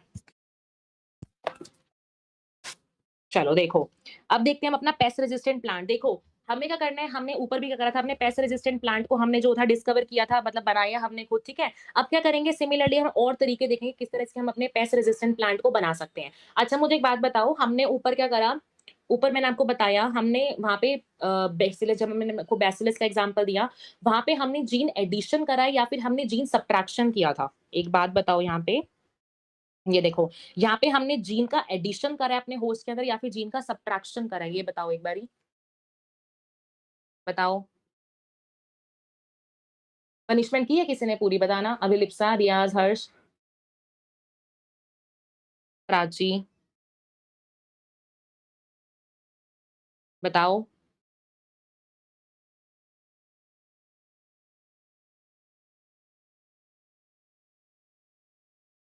एडिशन किया, डेफिनिटली यहाँ पे हमने एडिशन करा है, यहाँ पे हम होस्ट के अंदर जीन एडिशन करा है ना। अब हम आरएनए इंटरफेरेंस में ना, अब हम जीन सब्ट्रैक्शन पढ़ेंगे कि किस तरह से हम एक जीन को बाहर निकालते हैं, फिर हम अपने प्लांट को कैसे हमने पेस्ट रेजिस्टेंट बनाया। पहले हमने जीन एडिशन करके पेस्ट रेजिस्टेंट बनाया, अब हम किसी जीन को बाहर निकालेंगे और फिर अपने क्या करेंगे, जीन की पेस्ट रेजिस्टेंट प्लांट अपना बनाएंगे, ठीक है? अब देखो, यहाँ पे क्या दे रखा है, अगर मान लो आपके पास कोई प्लांट है, उसके अंदर कोई ऐसा कैरेक्टर जाके एक्सप्रेस हो रहा है। देखो सबको पता है प्रोटीन से कैरेक्टर एक्सप्रेस होता है, हम अपने प्रिंसिपल ऑफ इनहेरिटेंस में अच्छे से पढ़ चुके हैं, है ना? तो क्या है, अगर मान लो आपके प्लांट के अंदर कोई ऐसा कैरेक्टर गलती से इंट्रोड्यूस हो रहा है जो कि आप एक्चुअली नहीं चाहते, जो कि प्लांट को एक्चुअल में क्या कर रहा है, वेस्ट कर रहा है, सिंपली बोलो प्लांट को ही गला सा डाल रहा है, बिल्कुल आप ऐसी चीज नहीं चाहते। तो आप क्या करो, आप यहाँ पे एक काम कर सकते हो कि चलो मैं आरएनए को ही बाहर निकाल लेता हूँ, आरएनए को ही मैं खत्म कर देती हूँ, so that protein he express ना हो। प्रोटीन एक्सप्रेस नहीं होगा तो कैरेक्टर नहीं आएगा। हम एक काम ये कर सकते हैं कि हम आरएनए को ही बाहर निकाले, सिंपली बोलो तो हम आरएनए को नॉकआउट कर ले, बाहर निकाल ले, है ना? यही हमारा जो प्रिंसिपल है ना, हमारा यूज होगा किसमें, हमारे पास आरएनए इंटरफेरेंस में। तभी मैंने बोला जीन सब्ट्रैक्शन का काम आपके पास क्या है, आपके पास आरएनए इंटरफेरेंस का, ठीक है? अब देखो नाम से पता चल रहा है आपको आरएनए इंटरफेरेंस, दैट मींस आप यहाँ पे आरएनए के अंदर कुछ ना कुछ ऐसा इंटरफेयर कर रहे हो, कुछ ना कुछ आरएनए के अंदर दखल दे रहे हो, सो दैट आपके पास अपने प्लांट को आप पेस्ट रेजिस्टेंट बना पाओ, ठीक है? देखो अब क्या है एग्जांपल, सबसे पहले हम एग्जांपल देखते हैं टोबैको के अंदर, ठीक है? टोबैको के अंदर ये जो टेक्निक है आरएनए इंटरफेरेंस की, वो काम करती है, कैसे काम करती है ये देखो। सबसे पहले एक बात याद करना, टोबैको के अंदर आरएनए इंटरफेरेंस हम पढ़ेंगे। दूसरी बात हम ये पढ़ेंगे कि हमने यहाँ पे कौन सा नेमाटोड यूज करा, नेमाटोड का नाम क्या है, मेलॉइडी गाइनी इनकॉग्निटिया। वेरी इंपॉर्टेंट एग्जांपल, फटाफट से कमेंट्स में लिख दो नाम क्या है आपके पास नेमाटोड का, क्योंकि ये जो हमारे पास डिसीज होगी ना, अभी हम प्लांट्स में आके आगे जाके देखेंगे, जो हम प्लांट्स में डिसीज देखेंगे, वो जो डिसीज होती है हमारे पास कौन कॉज करता है। पहली बात तो एक नेमाटोडल डिसीज है, कौन सा नेमाटोड है, फिर याद रखना मेलॉइडी गाइनी इनकॉग्निटिया आपके पास नाम है नेमाटोड का, ठीक है? एक्चुअल में क्या होता है, देखो ये जो आपके पास नेमाटोड होता है, जैसे ये प्लांट को इन्फेक्ट करता है, प्लांट के ऊपर आके आता है, तो क्या होता है हमारे पास ना रूट्स के अंदर एक और बात आती है, हमारे पास ये वाला जो नेमाटोड होता है किसको इन्फेक्ट करता है, हमेशा याद रखना रूट्स को। ये वाला जो मेरे पास नेमाटोड होता है किसको इन्फेक्ट करता है, हमेशा रूट्स को इन्फेक्ट करता है। और ये कैसे डिसीज कॉज करता है, वेरी इंपॉर्टेंट क्वेश्चन, कौन से डिसीज कॉज करता है, रूट नॉट डिसीज। नॉट का मतलब क्या होता है, एक तरह से गांठ पड़ जाना, दैट मीन सिंपली बोल सकते हो यहाँ पे ना कुछ रूट्स के ऊपर ना कुछ नोड्यूल्स बनने लग जाते हैं। मेलॉइडी गाइनी इनकॉग्निटिया जो होता है वो यही काम करता है, क्या काम करता है, रूट नॉट डिसीज को कॉज करता है। अब क्या करेंगे, अब हम यहाँ पे ना अपनी बायोटेक्नोलॉजी को लाएंगे। पहले हमने एग्रीकल्चर में इसकी वो देख ली एप्लीकेशन, अब हम थोड़ा सा अपना यहाँ पे एप्लीकेशन देखेंगे सो दैट हमारा जो प्लांट है उसको रूट नोड डिसीज जो है वो ना हो। किस तरीके से होते हैं यहाँ पे देखो। अब क्या है, सबसे पहला काम हम क्या करते हैं, यहाँ पे मान लो हमारा होस्ट है, सिंपल बोलूँ होस्ट, हम यहाँ पे होस्ट कौन सा लिया है, टोबैको होस्ट लिया ना, ठीक है। हमने यहाँ पे कौन सा होस्ट लिया, टोबैको होस्ट लिया है। यहाँ पे हम क्या करते हैं, सबसे पहले हम ऐसी स्टार्टिंग में हम प्रिपरेशन करके चलते हैं, जैसे अगर मान लो हमें कहीं शिफ्टिंग करनी हो तो हम सबसे पहले अपना प्रिपरेशन करके चलते हैं, पानी खाना वगैरह। तो इसी तरह से जो हमारा टोबैको वाला प्लांट है ये अपनी पहली प्रिपरेशन करके रखता है सो दैट अगर नेमाटोड आए तो वो प्रिवेंशन कर पाए, है ना। तो कैसे प्रिवेंशन करता है आपका टोबैको, सबसे पहले हम क्या करते हैं, बाहर से हम डालते हैं nematode specific jeans. Very important, ठीक है, सबका ठीक है, मेलोइडी गाइना इनकॉग्निटिया, ठीक है, अब ध्यान से सुनो यहाँ पे। ठीक है, तो हम क्या करते हैं, नेमाटोड स्पेसिफिक जीन सबसे पहले हम डालते हैं बाहर से। जैसे हम यहाँ पे हमने जीन्स डाली, यहाँ पे जैसे ही देखो जीन्स सबको पता है, जीन्स से डीएनए बनेगा, डीएनए से आरएनए बनेगा। तो इसी तरीके से क्या आपके पास जैसे ये जो जीन्स है वो निकली, जीन्स निकलने के बाद आपके पास दो तरह के आरएनए प्रोड्यूस होते हैं टोबैको के अंदर। पहला आरएनए आपके पास निकलता है विच इज योर सेंस आरएनए। दूसरा आपके पास निकलता है एंटी सेंस आरएनए। इनफैक्ट मैं कहूँ तो पहले सेंस आरएनए निकलता है, सेंस एंटी सेंस स्ट्रैंड हमने पढ़े है ना मॉलिक्यूलर चैप्टर में। तो पहले ये भी याद कर सकते हो कि पहले हमारा सेंस स्ट्रैंड वाला निकलता है, दोबारा फिर बाद में हमारा क्या निकलता है, एंटी सेंस वाला जो होता है हमारा निकलता है। ठीक है, किससे निकला है, जब अपने अपनी नेमाटोड स्पेसिफिक जीन्स को इंट्रोड्यूस करा है। ठीक है, अल्टीमेटली क्या हुआ, जैसे सेंस वाला एंटी सेंस वाले दोनों बने, ये दोनों मिलकर बना लेंगे डबल स्ट्रैंडेड आरएनए। क्या बना लेंगे, दोबारा बोलो, डबल स्ट्रैंडेड आरएनए इन्होंने बना दिया। अब डबल स्ट्रैंडेड आरएनए के बना के बैठ गए इनको, अब ये अपनी प्रिवेंशन वाली स्टेज लगा के बैठ गए बिल्कुल। अब क्या हुआ, मान लो फिर बाद में क्या हुआ, नेमाटोड आया, कौन सा नेमाटोड आया, मेलोइडी गाइनी इनकॉग्निटिया, मान लो अब आया। मेलोइडी गाइनी इनकॉग्निटिया जैसे आया, ये होस्ट के अंदर जाके इसने एक्सप्रेस करो, इसने अपना आरएनए ना प्रोड्यूस करा दिया, इसने अपने आरएनए जो था प्रोड्यूस करा दिया। अब नेमाटोड को तो नहीं पता कि हमारे पास ये तो पहले हमारा होस्ट जो टोबैको तो बहुत स्मार्ट है, तो पहले तैयारी वरी करके बैठे हैं। अब क्या होगा, ये डबल स्ट्रैंडेड आरएनए जो है इस वाले आरएनए पे आएगा, इस वाले आरएनए को ना तोड़ देगा, सिंपली बोलो तो उसकी साइलेंसिंग कर देगा। इस वाले एमआरएनए को ना सिंपली साइलेंसिंग का ये भी कह सकते हो, ये जो आपके पास एमआरएनए आया है ना, मेन काम हमें क्या करना है, ऊपर मैंने आपको बताया हमें क्या काम कराना है, अपने एक भी मान लो कोई गलत कैरेक्टर आ गया तो हमें क्या कराना है, अपने आरएनए को बंद कराना है सो दैट हमारा प्रोटीन है ना बन पाए, प्रोटीन ना बन पाए दैट मींस हमें यहाँ पे ट्रांसलेशन को प्रिवेंट करना है ना। तो जैसे बाहर से जीन आएगा, ये जो डबल स्टैंडर्ड आरएनए बन के बैठा है, पहले से ही बन के बैठा है, ये आपके पास नया जो नेमाटोड वाला जो आया जीन है, जो उससे एक्सप्रेस होके बना है, जो कि आपके पास आरएनए, इसको तोड़ देगा। जैसे आपके पास ये वाला आरएनए टूट जाएगा, फिर ट्रांसलेशन नहीं हो पाएगी, ट्रांसलेशन नहीं हो पाएगी तो प्रोटीन नहीं बन पाएगा, प्रोटीन नहीं बन पाएगा तो कोई कैरेक्टर आपके पास नहीं आ पाएगा, कैरेक्टर डिसीज वाला कैरेक्टर नहीं आ पाएगा, तो आपके पास जो प्लांट है वो उसको रूट नॉट डिसीज नहीं होगी। बताओ समझ में आया, समझ में आया। अच्छा ये भी याद रखना, ऐसा नहीं होगा कि डबल स्टैंडर्ड आरएनए आपके पास प्रेजेंट था, इसने अपना आरएनए दिया तो ट्रिपल स्टैंडर्ड आरएनए बन जाएगा, ऐसा नहीं होता। ये इसको पहले ही तोड़ देता है और जैसे ही टूट जाएगा तो आपके पास ट्रांसलेशन नहीं हो पाएगी, ट्रांसलेशन नहीं होगी तो आपके पास अल्टीमेटली साइलेंसिंग हो जाएगी। ठीक है, क्लियर हुआ, ठीक है, जागृति और अभिलिप्सा क्लियर हो गए, ठीक है।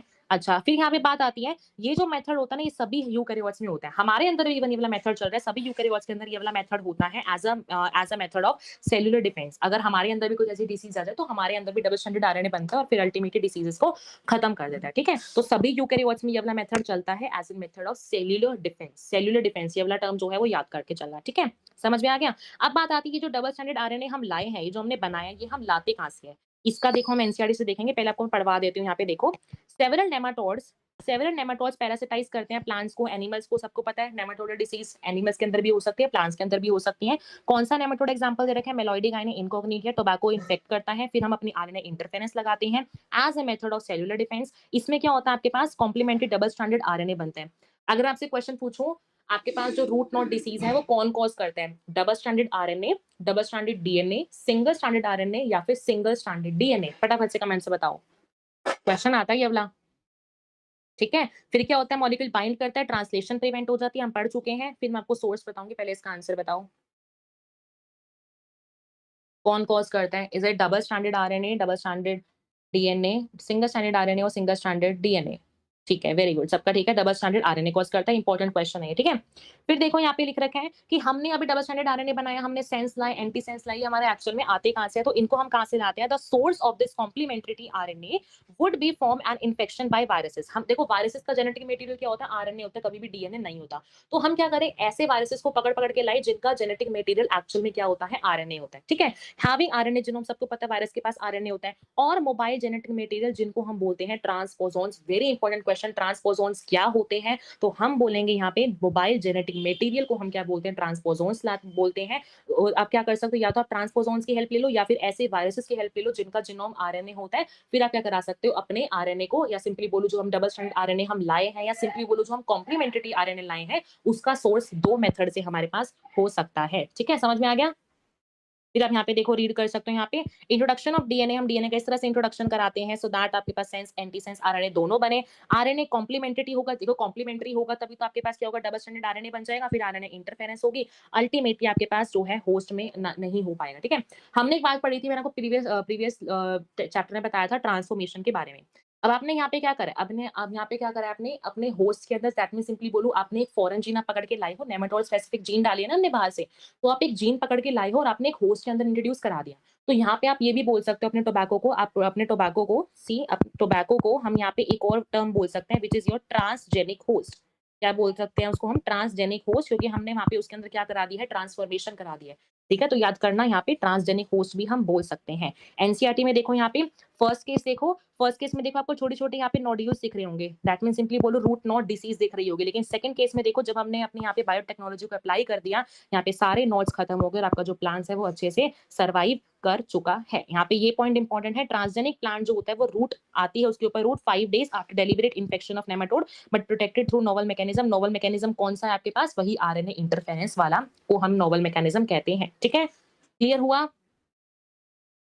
ठीक है, सबको क्लियर हो गया। अब मैं आपको थोड़ी-सी और एप्लीकेशंस बताऊँगी, ठीक है? फिर उसके बाद हम इंसुलिन करेंगे, ठीक है? जैसे आपने सुना है किसी ने ये बताना, अगर किसी ने प्रीवियस कोई ड्रॉपर होगा तो उसको पता होगा, फ्लेवर सेवर टोमेटो का एग्ज़ाम्पल आता है, हिरुडिन का एग्ज़ाम्पल आता है। वो हम थोड़ी-सी एप्लीकेशंस करेंगे, वो इम्पोर्टेंट है क्योंकि पीवाईक्यूज़ में आई हुई है। ऑल्दो एनसीईआरटी में गिवन नहीं है बट इट्स इम्पोर्टेंट। ठीक है, सबको क्लियर हो गया। चलो स्टार्ट करते हैं।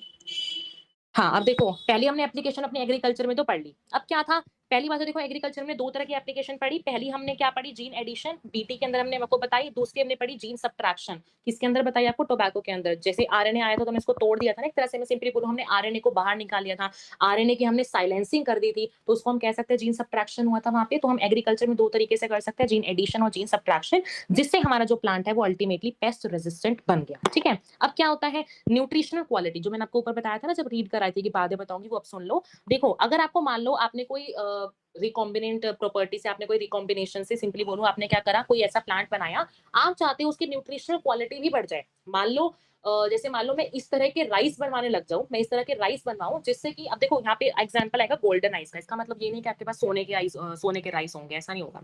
ठीक है, यहाँ पे एक्चुअल में होता क्या है कि यहाँ पे हम ऐसे, जैसे मान लो हमें राइस बनवाने हैं, सबको पता है विटामिन ए वगैरह में कैरेट वगैरह से मिलता है। अगर मैं राइस ही ऐसे बनवाने लग जाऊं कि जिसके पास नेचुरली, जो कि आपके पास ऑलरेडी विटामिन ए रिच्ड हो, तो मेरे को कैरेट वगैरह खाने की जरूरत नहीं पड़ेगी, मैं राइस खाऊं तो मेरा उससे ही काम चल जाएगा।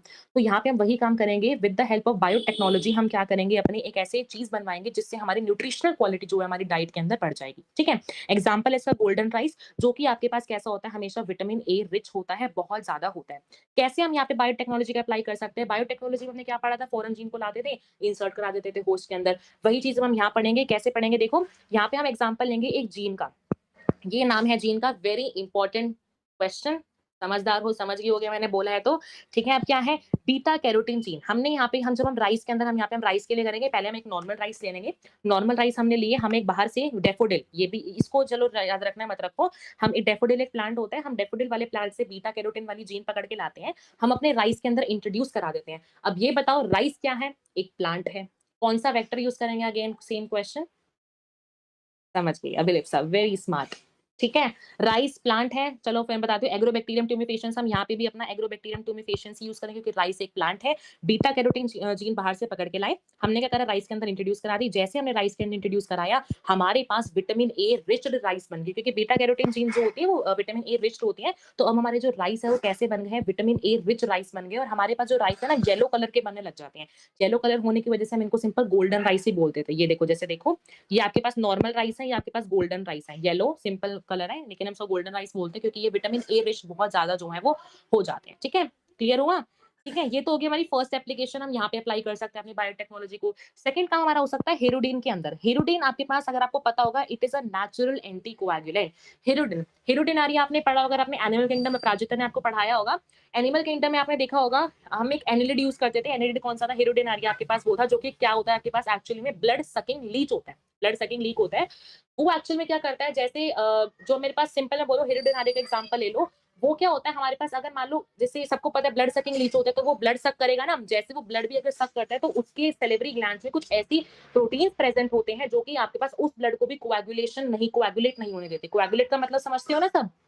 ब्लड सकिंग लीच के पास कुछ ऐसी चीज होती है जो कि आपके पास उनको भी, जो आपके पास उसने ब्लड को उसने सक किया है, उसको भी कोएगुलेट नहीं होने देता, क्योंकि उसके पास क्या प्रेजेंट होता है? हेरोडिन प्रेजेंट होता है। हेरोडिन का मतलब होता है नेचुरल एंटी कोएगुलेंट, उसके पास प्रेजेंट होता है। ठीक है, फिर क्या था, अब हमने ये करा, तो यहाँ पे भी ना हम अपनी बायोटेक्नोलॉजी को अप्लाई कराएंगे। कैसे हम बायोटेक्नोलॉजी को अप्लाई करेंगे? यहाँ पे ना हम अपनी केमिकली सिंथेसाइज हेरोडिन को यूज करेंगे, कि देखो आप ब्लड सकिंग लीड से कितना ही हेरोडिन को एक्सट्रैक्ट कर लोगे, आपको हेरोडिन आ रहेगा, पागल है, आपके पास जो है वो ले लेगी, इतना दे देगी आपको हेरोडिन। ठीक है, तो क्या होता है, यहाँ पे हमें अपनी बायोटेक्नोलॉजी को अप्लाई करना पड़ेगा, जहाँ पे हम क्या करेंगे अपने लैब के अंदर, जहाँ पे ना हम क्या करेंगे अपनी लैब के अंदर केमिकली हेरोडिन बनवाएंगे। हमने करा केमिकली हेरोडिन बनवाया, फिर हम क्या करते हैं उसको ब्रासिका निरप्स, यहाँ पे लिखा है ब्रासिका नेप्स है, ठीक है, सॉरी, ब्रासिका नेप्स एक प्लांट का नाम है। अब अगेन वही क्वेश्चन, प्लांट के अंदर इंट्रोड्यूस कराया हमने अपनी फॉरेन जीन को, कौन सा वेक्टर यूज करेंगे? एग्रोबैक्टीरियम अगेन यूज करेंगे हम यहाँ पे। तो यहाँ पे भी हम क्या करते हैं, अपनी ब्रासिका नेप्स एक प्लांट है, उसके अंदर हम अपने फॉरेन जीन को हमने इंसर्ट करा। इस वाले प्लांट से अब जो भी सीड्स आगे इन फ्यूचर, अब इसके हमारे पास जो भी सीड्स अगर हमारे पास बनेंगी, ये जो सीड्स बनी, इन सीड्स से हम क्या कर सकते हैं अपने हेरोडिन को आगे, और क्योंकि हमें देखो प्रोडक्शन को बढ़वाना है, जो आपके पास हेरोडिन आ रही है वो कितना ज्यादा आपके पास दे देगी, हेरोडिन इतना नहीं दे पाएगी। तो क्या होता है, हमें जैसे उसके हमने प्लांट के अंदर डाला, प्लांट के अंदर अब जब सीड्स आएगी, जब और सीड्स आएंगे, तो हमने क्या करा, इन सीड्स से हम क्या करेंगे, हेरोडिन को एक्सट्रैक्ट कर लेंगे, और अल्टीमेटली हमारे पास हेरोडिन जो है बहुत ज्यादा बन जाएगा, जो कि अल्टीमेटली हमारे पास क्या होता है, एज एन आर्टिफिशियल, जो हमारे पास अब यहाँ पे कैसा बन जाएगा, एज एन ये आर्टिफिशियल एंटीकोएगुलेंट बन जाएगा। ठीक है, क्लियर हुआ? तो हेरोडिन का भी एग्जाम्पल आता है, देखो पीवाईक्यूज में, इसलिए मैं बता रही हूँ। थर्ड एप्लीकेशन आता है हमारा टमाटो के अंदर। करें स्टार्ट, करें स्टार्ट। टमाटो का एग्जांपल आता है, देखो आपने टमाटोज दो तीन तरह के देखे होंगे। ठीक है, टमाटो कलर के बेसिस पे नहीं देख रही। टमाटो, एक टमाटो आपके पास होता होगा, एक टमाटो आपके पास होता है जो कि गला सड़ा सा होता है, पिचकू सा सॉफ्ट टाइप का जो टमाटर होता है वो। ठीक है, सिंपली बोलो, जो आपके पास राइपेंड टमाटो होता है वो होता है। ठीक है, ये जो राइपेंड टमाटो होता है ना, एक्चुअल में क्या होता है, हमारे पास ये पॉलीगैलेक्टोसाइडेज को प्रोड्यूस करता है। ठीक है, पॉलीगैलेक्टोसाइडेज को प्रोड्यूस करता है। अब अगर मान लो, अगर मैं चाहती हूँ कि मेरे पास जो टमाटर है वो गले सड़े ना, तो मैं क्या करूँ? देखो सबसे पहली बात तो एस लग गया, एस का मतलब यहाँ पे एंजाइम होगा। ये एंजाइम भी किसने बनाया होगा? अल्टीमेटली बनाया तो एक जीन ने होगा ना। अब क्या है, अगर मान लो आरएनए इंटरफेरेंस में यहाँ पे टमाटर के अंदर मैं आरएनए इंटरफेरेंस वाली टेक्निक मैं यहाँ पे लगा दूं, और मान लो मैंने यहाँ पे टेक्निक अगर मैंने यहाँ पे लगा दी, तो मेरे पास मैंने यहाँ पे आरएनए इंटरफेरेंस में अल्टीमेटली मैं क्या करती थी, जीन का सब्ट्रैक्शन करती थी। सिंपली बोलो तो मैं वहां पे क्या करती थी, साइलेंसिंग करती थी। अब अगर मान लो मैंने यहाँ पे अपनी उस जीन की साइलेंसिंग कर दी, जो कि एक्चुअल में आपके पास रिस्पॉन्सिबल थी ये एंजाइम बनवाने के लिए, अगर मान लो मैंने उसकी साइलेंसिंग कर दी, तो मेरे पास वो जीन चलेगी, तो मेरा प्लांट अब जो है हेल्दी रह जाएगा। अब मेरा जो प्लांट है वो राइपेंड स्टेज में नहीं आएगा। ठीक है, तो मैं यहाँ पे कह सकती हूँ मेरे पास आरएनए इंटरफेरेंस की भी एक तरह से एप्लीकेशन यहाँ पे आपको समझ में आ गई होगी, कि हम और कहाँ पे अपनी जो है इसकी एप्लीकेशन हम लगा सकते हैं अपने टमाटो को बचाने में। तो इससे क्या होगा, आपके पास जो शेल्फ लाइफ है आपके पास टमाटो की, वो बहुत ज्यादा बढ़ जाएगी, with the only help of your RNA interference. ठीक है, अब यहाँ पे इंपॉर्टेंट क्वेश्चन आता है कि हम अपने टमाटर को फ्लेवर सेवर टमाटो क्यों बोलते हैं? देखो, अगर आपको पता होगा, अगर आप नेचुरल वाला टमाटर खाओ और अगर आप गले सड़ा टमाटर खाओ, तो उसका थोड़ा सा फ्लेवर जो है वो अलग होता है। ठीक है, तो क्या है, अगर हमें अपने फ्लेवर को, अगर आपने अपने टमाटर के फ्लेवर को सेव करके रखना है, तो हम वहां पे कौन सी टेक्निक लगाते हैं? आरएनए इंटरफेरेंस लगाते हैं। इसलिए हम इसको क्या बोलते हैं?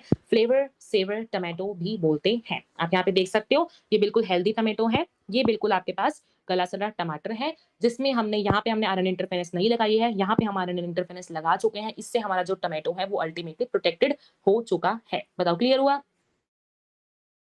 क्लियर हुआ? फटाफट बताओ सब।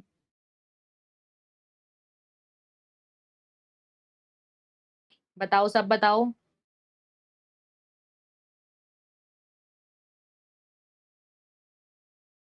ठीक है, ठीक है, अभिलिप्सा, प्राची, हर्ष, तोरमी, यहाँ पे 13 बच्चे हैं। 13 बच्चे में से लाइक्स भी पूरे 13 नहीं है।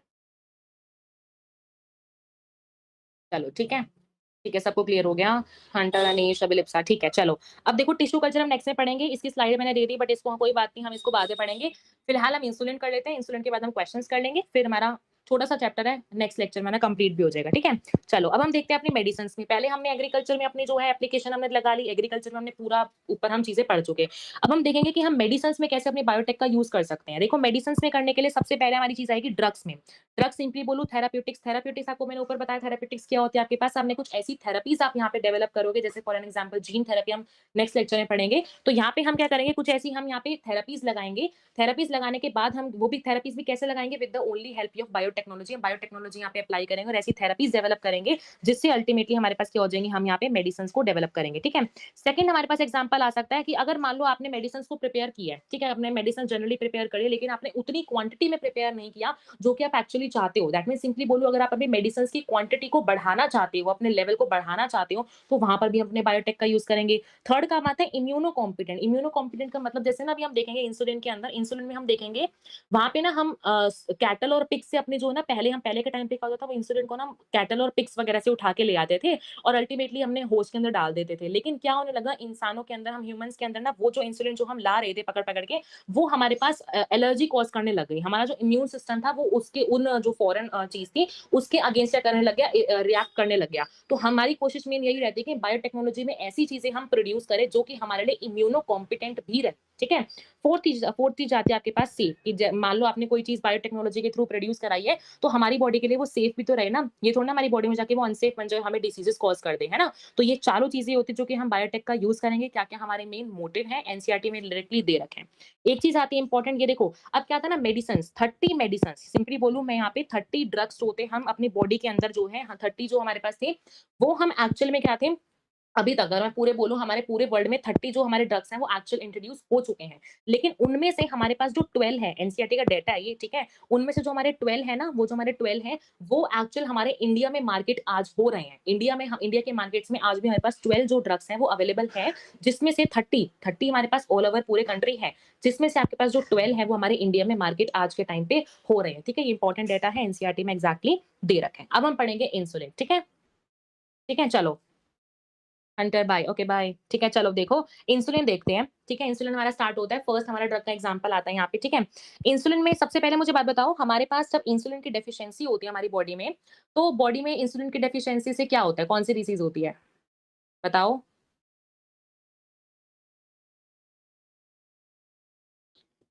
रियाज बच्चा है ना। हम्म। मैंने कितने बार बोला है, जो लेक्चर आए हैं उनको बीच में से छोड़ के जाना नहीं चाहिए, बट अगर जाते हैं तो मैं कुछ नहीं कर सकती, ठीक है। हाँ, गुड अबिलिप्सा। कौन सा, डायबिटीज दो तरह की होती है ना, डायबिटीज इंसिपिडस और डायबिटीज मेलिटस। अगर आपने देखो थोड़ा सा, अगर आपको पता हो chemical control and coordination chapter पढ़ा है, तो वहाँ पे पता होगा आपको थोड़ा सा, मेलिटस और इंसिपिडस वाले में दो तरह की डायबिटीज होती हैं।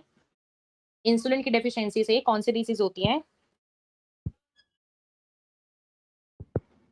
अरे यार, डायबिटीज लिख लेना, ठीक है, पता नहीं क्या हो रहा है ऐसे, ठीक है। डायबिटीज मेलिटस होती है, ठीक है। जो डायबिटीज इंसिपिडस होती है वो वाटर की वजह से होती है, जब वाटर की कमी हो जाती है तो वहां से उस वाटर से रिलेटेड होती है, ठीक है। कमी तो नहीं कहती, जब आपके पास यूरिन के थ्रू जब आपके पास जो इंसुलिन वगैरह रिमूव होने लग जाता है तो वहां पे होती है इंसिपिडस। और मेलिटस वाली जो होती है जब आपके पास ग्लूकोज वगैरह के लेवल से जब होती है, डिफरेंशिएट होती है, वहां पे हम बोलते हैं मेलिटस। तो इंसुलिन की डेफिशिएंसी से हमारे पास क्या होता है, डायबिटीज मेलिटस हो सकती है। वही मैंने आपको देखो ऊपर बात बताई कि पहले के टाइम पे क्या होता था, हम अपनी जो इंसुलिन थी वो हम पहले के टाइम पे एक्सट्रैक्ट करते थे, किससे, स्लॉटर्ड कैटल और पिग से। एनसीईआरटी में वर्ड लिख रखा है स्लॉटर्ड। स्लॉटर्ड का मतलब क्या होता है एक्चुअल में, जैसे कि मान लो कैटल थी, कैटल को आपने किल कर दिया, पिग्स थे, आपने पिग्स को किल कर दिया, सिर्फ मीट वगैरह, सिर्फ मीट प्रोडक्शन के लिए जो आप इनको किल कर देते हो, तो उनको हम नाम दे देते हैं स्लॉटर्ड कैटल और पिग्स, ठीक है। तो हम इन्हीं से, हमने पहले के टाइम पे हम इंसुलिन को इन्हीं से लाते थे। लेकिन जब हमने इनको ह्यूमंस के अंदर इंसर्ट करा तो हमने देखा ये तो हमें पॉलन एलर्जी कॉज कर रही है, ये तो हमारे लिए बिल्कुल सही नहीं है। तो इसी चीज को करने के लिए हम यहाँ पे क्या लाए थे, ये देखो हमने यहाँ पे ना आर्टिफिशियल, हमने सोचा चलो आर्टिफिशियल इंसुलिन बनाते हैं, क्योंकि वो तो हमारे पास सक्सेसफुल रही नहीं, वो तो हमें डिसीजेस कॉज कर रही थी सम ह्यूमंस में, ऐसा भी सब में कॉज कर रहा हो नहीं, सम ह्यूमंस में हमारे जो है एलर्जी ये कॉज करता था। ये देखो यहाँ पे लिख रखा है, पहले मैं आपको देखो ये बता देती हूँ, ये देखो, yes, management of onset puberty diabetes by taking insulin regular time intervals, आपको पता है हमें लेना पड़ता है इंसुलिन टाइम टू टाइम। उसके बाद यहाँ पे लिख रखा है इंसुलिन फिर हम एनिमल से पहले लेते थे, फिर लिख रखा है now imagine if bacterium were available that could make human insulin, suddenly the whole process become so simple. यहाँ पे कह रहे हैं कि अगर मान लो आपके पास एक ऐसा, जैसे हमने पहले बैक्टीरिया का आपको मैंने बताया, मान लो आपके पास एक ऐसा बैक्टीरिया अवेलेबल हो जाए जिसमें आप क्या करो, इंसुलिन आप उस बैक्टीरिया के अंदर बनवाते रहो, तो आपके पास कितना ज़्यादा अमाउंट ऑफ इंसुलिन आपके पास आज के टाइम पे बन चुका होता। बट ये चीज़ होती वो ऐसे नहीं होती। यहाँ पे एक इंपॉर्टेंट पॉइंट यहाँ पे दे रखा है इंसुलिन, हाँ, यहाँ पे देखो, think about whether insulin can be orally administered to diabetic people और नॉट। ये इंपॉर्टेंट पॉइंट है। देखो, अगर आपने chemical control and coordination chapter पढ़ा होगा, वहां पे लिख रखा है इंसुलिन जो होता है एज एन एक पेप्टाइड हार्मोन है। पेप्टाइड हार्मोन कहने का मतलब कि इंसुलिन जो होता है एक आपके पास एज एन प्रोटीनेशियस हार्मोन जो है वो माना जाता है। ठीक है, और आपको पता होगा जब भी हम कोई प्रोटीन अपनी डाइट में लेते हैं तो हमारे स्टमक में जाके पेप्सिन हो गया, ये सब जो एंजाइम्स होते हैं प्रोटीन को डाइजेस्ट करते हैं। तो अगर आप मान लो इंसुलिन को भी अगर आप ओरली एज एन टेबलेट की फॉर्म में अगर आप इंसुलिन को खाते हो, तो आपके स्टमक में जाके सारे के सारा इंसुलिन तो यूं ही डाइजेस्ट हो जाएगा। आपकी बॉडी को जो इंसुलिन चाहिए वो मिल ही नहीं पाएगा, सारा जो हमने मेन दवाइयां वगैरह खाई सारा का सारा काम खत्म हो जाएगा, है ना। तो यहाँ पे इंपॉर्टेंट क्वेश्चन आता है, इसका आंसर आ जाएगा नो, हम इंसुलिन को कभी भी ओरली नहीं लेते। इंसुलिन को हम हमेशा किसी भी पेशेंट के अगर आपको देना हो तो इंसुलिन को हम हमेशा कैसे देते हैं, इंट्रावेनसली, सिंपल बोलो तो इंजेक्शन के थ्रू हम अपने इंसुलिन को देते हैं। ठीक है, this is very important question. Insulin को हम कभी भी ओरली नहीं दे सकते हैं, ओरली मतलब टेबलेट्स की फॉर्म में नहीं दे सकते हैं। समझ में आया? रीजन समझ में आया, बताओ। ठीक है, फिर यहाँ पे लिख रखा है इंसुलिन को हम पहले कैसे लेते थे, अब आते हैं हम अपने पूरे इस पे। ठीक है, समझेंगे अब ये हम डायरेक्टली। ठीक है, ये देखो, अब क्या था ये देखो, अब हम जो था, हाँ ठीक है, बाय इंजेक्शन के थ्रू थ्रू हम लेते हैं। ठीक है, अब हमने एक चीज मैंने आपको बताई कि पहली बात तो हम कैटल पिग से जो हम लेते थे वो हमने खत्म कर दिया क्योंकि एलर्जी कॉज कर रहा था। दूसरी बात, हम टेबलेट की फॉर्म में भी नहीं ले सकते। तो अब हम करें क्या, हमारी बॉडी को अगर इंसुलिन चाहिए तो अब हम करें क्या, वो मेन काम आता है। तो इसके लिए क्या था, हमारे पास एक कंपनी आई थी जो कि एक अमेरिकन कंपनी थी 1983 के अंदर। ठीक है, एनसीईआरटी में लिख रखा है, फटाफट से कमेंट्स में लिख दो कौन से ईयर में। 1983 के अंदर अमेरिकन कंपनी आई थी जिसका नाम था एली लिली। एली लिली, ठीक है, उसका नाम था, उस कंपनी का नाम था। उसने क्या करा, उसने बेसिकली ना बाहर पहली बात तो देखो आपके पास मैं थोड़ा सा बताती हूँ। पहली बात तो क्या होता है, हमारी बॉडी में भी, जैसे हमारी बॉडी में भी ना कोई एंजाइम रिलीज होता है ना, तो पहले वो एज एन प्रो एंजाइम की तरह रिलीज होता है, बाद में जाके वो एक्टिव बनता है जब हमारी बॉडी को एक्चुअल में चाहिए होता है। सिमिलरली हमने क्या करा यहाँ पे, पहली बात तो हमने एक पहले लिया हमने 3 चेन्स। एक्चुअल में क्या होता है इंसुलिन का, अगर हम स्ट्रक्चर देखें, हमारे इंसुलिन के स्ट्रक्चर में 3 चेन्स प्रेजेंट होती है, A chain, B chain and your C chain. ठीक है, जिसमें से देखो ए चेन मैंने आपको यहाँ दिखा दी, बी चेन यहाँ पे है और आपके पास जो सी चेन है वो आपके पास यहाँ पे है। फर्स्टली हमारी बॉडी में जब हमारे पास इंसुलिन निकलता भी है तो हमारे पास क्या होता है, एज एन इनएक्टिव फॉर्म में हमारे पास जो इंसुलिन होता है वो निकलता है। ठीक है, बाद में क्या होता है, हमारे पास जब इंसुलिन एक्टिव, जब हमारे पास इंसुलिन जो एक्टिव स्टेज में आता है, उस टाइम पे जो ए और बी वाली जो चीजें होती है वो हमारे पास कैसी हो जाती है, यहाँ पे बी और सी वाली जो हमारे पास चीजें होती हैं वो मिल जाती हैं दूसरे से with the help of disulphide bonds. ठीक है, यहाँ पे 2 सल्फर आएंगे, डाई, पता नहीं क्या हो रहा है, समझ आ रहा है ना तुम्हें, ऐसे में थोड़ा मार्क नहीं कर पा रही, समझ में आ रहा है ना। अनीश, बचपन में एली लिली गाड़ी, ठीक है। चलो देखो समझ में, देखो मार्क नहीं कर पा रही तुम ऐसा समझ लो। ठीक है, तो डाइसल्फाइड बॉन्ड्स की हेल्प से आपके पास क्या होता है, ए और बी जो चेन्स होती है वो लिंक्ड होती है और सी चेन्स होती है वो बिल्कुल अलग हो जाती है जैसे जैसे आपके जो इंसुलिन होता है वो जैसे जैसे क्या होता है एक्टिव फॉर्म में आता है। ठीक है, नीचे लिख रखा है एली लिली कंपनी। अब क्या था, अब यहाँ पे अब सारा काम आएगा, एली लिली कंपनी अब यहाँ पे जो है अपना काम करेगी। कैसे काम करती है यहाँ पे, सबसे पहले एली लिली कंपनी ये चाहेगी कि अगर मान लो हमारे पास हमें काम, उसने देखा कि हमारे पास जो काम है वो तो सिर्फ ए और बी चेन्स का है ना, सी चेन तो हमारे पास एज एन एक्स्ट्रा पेप्टाइड है। एनसीईआरटी में वर्ड दे रखे हैं, जो सी चेन होती है वो as an extra peptide stretch की तरह एक्ट करती है, उसका हमें एक्टिव इंसुलिन में कोई भी जो है काम नहीं होता। ठीक है, तो उस कंपनी ने चाहा, अमेरिकन कंपनी ने चाहा कि मैं काम करता हूँ ए और बी चेन्स को मैं अलग से प्रोड्यूस कराता हूँ अपने पूरे लैब वेब के अंदर, उसके बाद जाके मैं ह्यूमंस में जाके इंट्रोड्यूस करा दूंगा और मैं फिर अपना मेरा काम जो है वो हो जाएगा। ठीक है, तो इसने क्या करा, कंपनी ने क्या करा, सबसे पहले ए चेन ले ली। ऐसे तुम्हें समझ, चलो मैं यहाँ बताती हूँ, एक सेकेंड, पेज होगा तो हाँ, यहाँ पे देखो। ठीक है, ये देखो, तो कंपनी ने क्या करा, ए चेन ले ली, यहाँ पे उन्होंने ए चेन ली, बी चेन ली। ठीक है, अभी उन्होंने डाइसल्फाइड बॉन्ड्स नहीं आए, जब डाइसल्फाइड बॉन्ड एक्चुअली बन जाते हैं तब हम कहते हैं एक्टिव इंसुलिन आ चुके हैं, लेकिन पहले उसने क्या करा, ए और बी चेन की उसने लिया। यहाँ पे उसने क्या करा, ए चेन की उसने अमीनो एसिड सीक्वेंस पढ़ी, बी चेन की उसने अमीनो एसिड सीक्वेंस पढ़ी। अमीनो एसिड सीक्वेंस जैसे उसने पहले ए चेन में देखा सिस्टीन है, मीथ्योनिन है, अमीनो एसिड्स होते हैं ना ये, तो पहले उसने अमीनो एसिड की सीक्वेंस में अपनी अमीनो एसिड की सीक्वेंस देखी, फिर उसने बी चेन के अंदर अपनी अमीनो एसिड की सीक्वेंस को उसने स्टडी करा। ठीक है, फिर उसने क्या करा, इन अमीनो एसिड की सीक्वेंस से उन्होंने सबसे पहले बनवाया आरएनए। ठीक है, अमीनो एसिड से उन्होंने क्या बनवाया, आरएनए।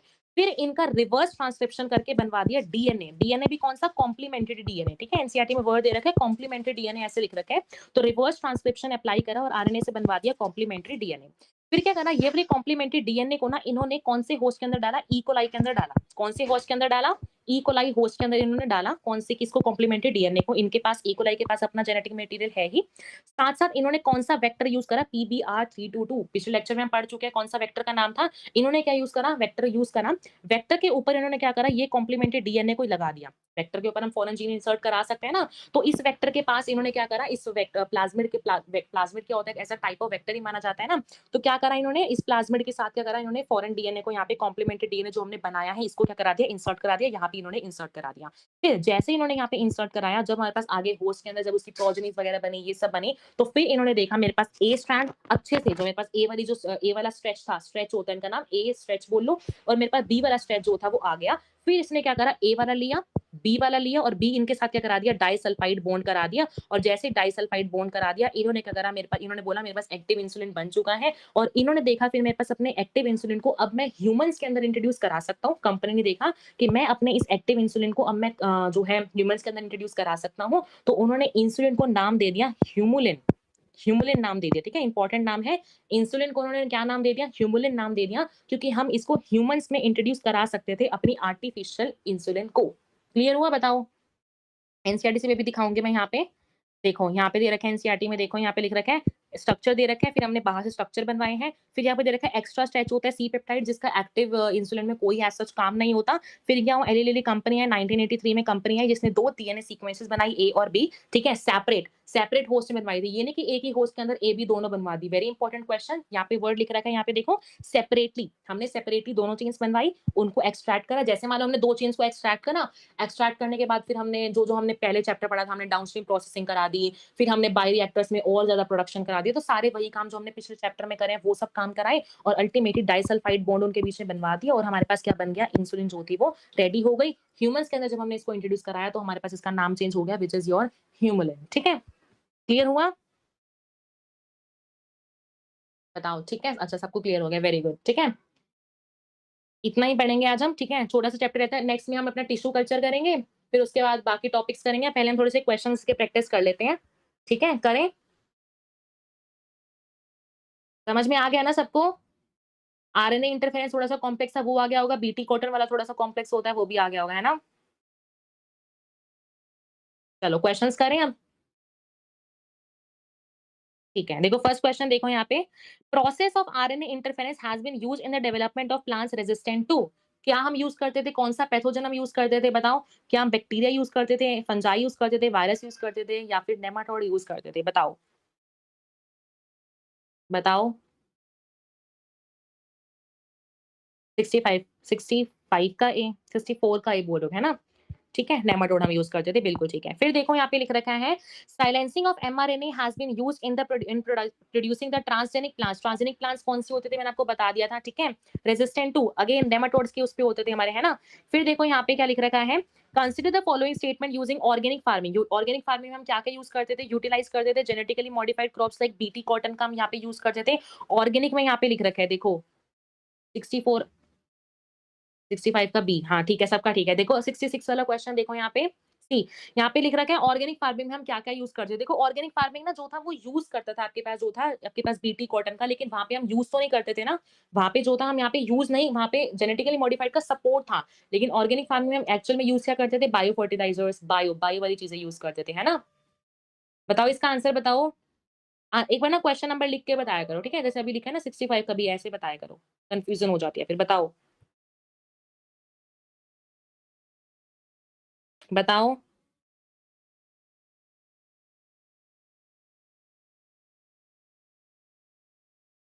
क्वेश्चंस देखो मैं काम करती हूँ तुम्हें ना फर्स्ट इस पेज के तो करा देती हूँ, फिर नेक्स्ट पेज के क्वेश्चंस तुम मुझे टेलीग्राम पे भेजना सब, ठीक है। देखो सिंपल से क्वेश्चंस है इसमें भी अब दिखाऊं तो देखो जैसे आरएनए इंटरफेरेंस से पूछा हुआ है तो हम यहाँ पे क्या यूज करते हैं, अभी मैंने ऊपर बताया था डबल स्टैंडर्ड आरएनए हम यहाँ पे यूज करेंगे है ना। फिर डीएनए रेप्लिकेशन रेप्लिकेशन अच्छा अब ये आपके पास प्रीवियस चैप्टर क्वेश्चन आ गया, ठीक है 66 का बी कह रहे हो। और बताओ देखो फिर यहाँ पे वही सेम क्वेश्चन है, which part of the tobacco plant is infected by Meloidogyne incognita roots हम करते थे। What triggers activation of protoxin, क्या एक्टिव करता था आपके पास अल्कलाइन पीएच जैसे ही मिलता था वैसे आप कर लेते थे है ना। सिंपल सिंपल से क्वेश्चन से करके भेजोगे सारे। बताओ बताओ अभिलिप्सा 66 का 66 का 66 का ए अच्छा कोई बी कह रहा है, कोई ए कह रहा है, कोई सी कह रहा है, बताओ।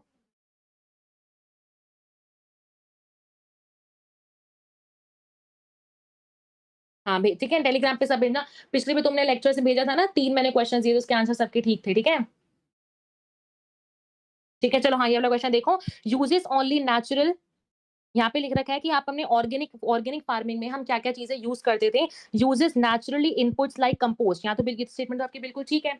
ऑर्गेनिक फार्मिंग में हमारा मेन यूज़ क्या, हमारा जो मेन पर्पज़ था वो था पॉल्यूशन को बेसिकली प्रिवेंट करना। और जब आप कंपोस्ट वगैरह यूज़ करोगे, देखो हाँ, लेकिन ये कह सकते हो तुम ओनली वाला स्टेटमेंट गलत हो जाएगा। अगर यहाँ पे ओनली ना लिखा होता ना, ओनली ना लिखा होता, तो तुम यहाँ पे इसको सही कह देते, ठीक है? यहाँ पे ऑनलाइन ओनली सॉरी ऑनलाइन लिखा हुआ है ना, यहाँ पे हम इसको गलत कह देंगे क्योंकि यहाँ पे सिर्फ हम कंपोस्ट यूज़ नहीं करते थे, ठीक है? तो ये स्टेटमेंट मेरे पास यहाँ पे गलत हो जाएगा। Does not use pesticides and urea, यहाँ पे हम पेस्टिसाइड्स और यूरिया का यूज़ नहीं करते थे ना, बिल्कुल ये भी स्टेटमेंट आपके पास यहाँ पे ठीक है ना? फिर यहाँ पे लिख रखा है produce vegetables rich in vitamins and minerals, यहाँ देखो हम वेजिटेबल्स को भी यूज़ कर सकते हैं, है ना? वेजिटेबल्स भी तो हमारे पास एज़ एन सोर्स तो आपके पास उन्हीं चीज़ों का है ना, जिसमें हम अपनी पॉल्यूशन को कंट्रोल कर सकते हैं। अब वेजिटेबल्स को ग्रो करो, जब वो सड़ जाएँगी एज़ एन बनेगी तो आगे जाके मैन्योर वगैरह चीज़ें ही ना, ठीक है? तो आप यहाँ पे इसका आंसर क्या होगा? यहाँ पे सी एंड डी। क्लियर हुआ?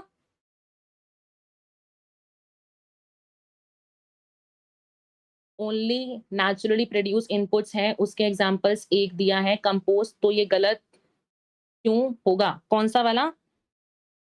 देखो यहाँ पे अभिलिप्सा देखो यहाँ पे पूछा हुआ है ऑर्गेनिक फार्मिंग के बारे में, ठीक है? ऑर्गेनिक फार्मिंग में मैंने आपको 2 चीज़ें बताई थी ऊपर कि वहाँ पे हम एक्चुअल में क्या यूज़ करते हैं, बायो फर्टिलाइज़र, बायो पेस्टिसाइड, मतलब वहाँ पे सिंपली बोले तो हम बायो वाली मतलब लिविंग ऑर्गेनिज़्म चीज़ों का यूज़ करते हैं। यहाँ पे लिख रखा है ओनली नेचुरल, यहाँ पे सिर्फ सिर्फ या आप कंपोस्ट ही यूज़ करते हो। कंपोस्ट एक एग्जांपल है लेकिन ओनली आप यहाँ पे नहीं कह सकते, ठीक है? अगर यहाँ पे ओनली ना होता ना, तो वो स्टेटमेंट बिल्कुल ठीक हो जाती, ठीक है? जो पहले मैंने भी वो गलत रीड कर लिया था, ठीक है? अभिलिप्सा बताओ। फिर देखो यहाँ पे बेसिलर थ्योरेनजेनेसिस जो होता है वो कैसे होता है, बाइंड करता है एपिथेलियल सेल्स ऑफ मिडगट पे, जो कि अल्टीमेटली उसे क्या करता है, किल करता है, स्टेटमेंट ठीक है। अभिलिप्सा क्लियर, ठीक है, ठीक है। फिर देखो यहाँ पे लिख रखा है यहाँ पे is coded by several genes से नहीं होता, सेवरल जीन्स नहीं होती, एक ही जीन होती है। Is activated by acidic pH, नहीं, अल्कलाइन पीएच होता है। Does not kill the carrier bacteria which is itself resistant to toxin, नहीं, हम तो किल तो हम कर रहे थे इंसेक्ट को, है ना? तो इसका आंसर हो जाएगा आंसर नंबर 1, ठीक है? ठीक है। कौन-सा बता रहे हो? 67 का ए, हाँ, ठीक है। 68 का बताओ। The GM crops in brinjal, जैसे देखो ऊपर मैंने एग्ज़ाम्पल दिया था कॉर्न का और फिर टम उसका पोटैटो का, टोमेटो का, और वहाँ पे को जो था एग्ज़ाम्पल दिया था। सिमिलरली ना हम ब्रिंजल के अंदर भी कराते हैं, ठीक है? अपने नोट्स में ऐड कर लेना अच्छा ये बताओ नोट्स कोई बनाते हैं बायो के? या सिर्फ़ सुन के चले जाते हो? नोट्स बनाते हो बायो के? मैंने मॉलिक्यूलर चैप्टर के शॉर्ट नोट्स ही बोले थे, वो भी किसी के नहीं आए अभी तक। बताओ? 68 का बी, 68 का बी। मैंने अभी बताया देखो, ब्रिंजल में हम क्या करते थे, ब्रिंजल में हम इंट्रोड्यूस कराते थे, किसको इंट्रोड्यूस कराते थे हम? जैसे हमने वो यूज़ किया था, अच्छा प्राची नहीं थी, एक्स्ट्रा वाली बुक के साइड में लिख लेते हैं। चलो ठीक है, वैसे कोई बात नहीं। ठीक है, लेकिन जैसे मॉलिक्यूलर वाला चैप्टर हो गया, प्रिंसिपल वाला चैप्टर हो गया, एटलीस्ट इनके तो शॉर्ट नोट्स तो एटलीस्ट बनाओ, है ना? आई बिलीव 68 का ए, ठीक है। ठीक है, जैसे हमने कॉटन में, कॉर्न में, इनको भी हमने कहाँ पे यूज़ किया था अल्टीमेटली इंसेक्ट से बचाने के लिए ना, तो यहाँ पे हम क्या किस लिए यूज़ करेंगे? इंसेक्ट से बचाने के लिए हम यहाँ पे यूज़ करेंगे, ठीक है? चलो अब ये तुम बाकी कर सकते हो, बताओ करोगे? यहाँ पे देखो मैं थोड़े से करा देती हूँ, देखो क्रॉप्स इंजीनियर्ड फॉर ग्लाइकोसफॉस्फेट, छोड़ दो इस क्वेश्चन को, ग्लाइकोसफॉस्फेट हमारा नहीं आता, फॉस्फेट ग्लाइसिस होता है वैसे, मतलब ये हमारा प्रीवियस चैप्टर का है, वैसे ये वाला क्वेश्चन ज्यादा तो छोड़ सकते हो इसको, ठीक है? बीटी कॉटन में present in plant tissue as a protoxin is converted into active toxin, क्यों कन्वर्ट होता था हमारे पास, हमें सबको पता है, अल्कलाइन पीएच प्रोवाइड होता था, तो यहाँ पे इसका आंसर हो जाएगा ये, ठीक है? चलो दोनों साइड के यहाँ छोड़ दिए मैंने, ये वाला इस साइड वाली राइट साइड, ये वाला भी आपके पास राइट साइड वाला आएगा, इनको कर लेना, ठीक है? ये देखो यहाँ पे मैंने बोला था ना फ्लेवर सेवर का आता है क्वेश्चन, देखो यहाँ पे लिख रखा है, यहाँ पे consumption of which of the following fruits can prevent अच्छा विटामिन ए की बात हो रही है, विटामिन ए तो हम गोल्डन राइस के लिए यूज करते थे, ठीक है? चलो ठीक है, कर लेना इन वाले क्वेश्चंस को, फिर हमारे हो गए। अच्छा तुम्हें याद है मैं फर्स्ट डे से, जब मैंने अपना first day lecture sexual reproduction start किया था, उसी दिन से मैं एक कोट लाती थी तुम्हारे लिए, बट उसका कोई अच्छा सा रिस्पॉन्स नहीं आता था, उसको मैंने छोड़ दिया था, ठीक है? इनको भी तुम रीड किया करो, जब पीडीएफ मिल जाए तो इनको भी रीड किया करो, ठीक है?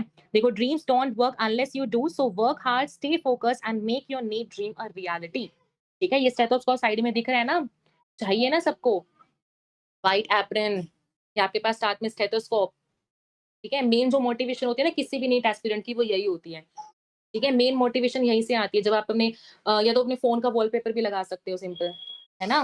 अच्छा हाँ, मेन मंडे को सब सेशन अटेंड करना, ठीक है? मेन हमारा जो अपना थ्योरी वाला सेशन होगा ट्यूसडे को होगा, ठीक है? उससे पहले मंडे को लाइव सेशन है, वहाँ पे सबने अटेंड करना है, वहाँ पे मैं अपनी स्ट्रैटेजी बताऊँगी, क्या-क्या मैंने एक्चुअल में किया था, ठीक है? साथ-साथ पहले पहले मैं आपको वहाँ पे ना कुछ पॉइंट्स बताऊँगी जो कि एक्चुअल में सब फेस करते हैं। जैसे सब क्या कहते हैं टाइम मैनेजमेंट की प्रॉब्लम्स फेस करते हैं, किसी का सिलेबस नहीं होता, कोई बैकलॉग फेस करता है। जितनी भी मल्टीपल प्रॉब्लम्स होती है पहले हम वो डिस्कस करेंगे एंड देन आप अपने डाउट्स वहाँ पे पूछोगे, ठीक है? सबको लाइव अटेंड करना है उस दिन, ठीक है?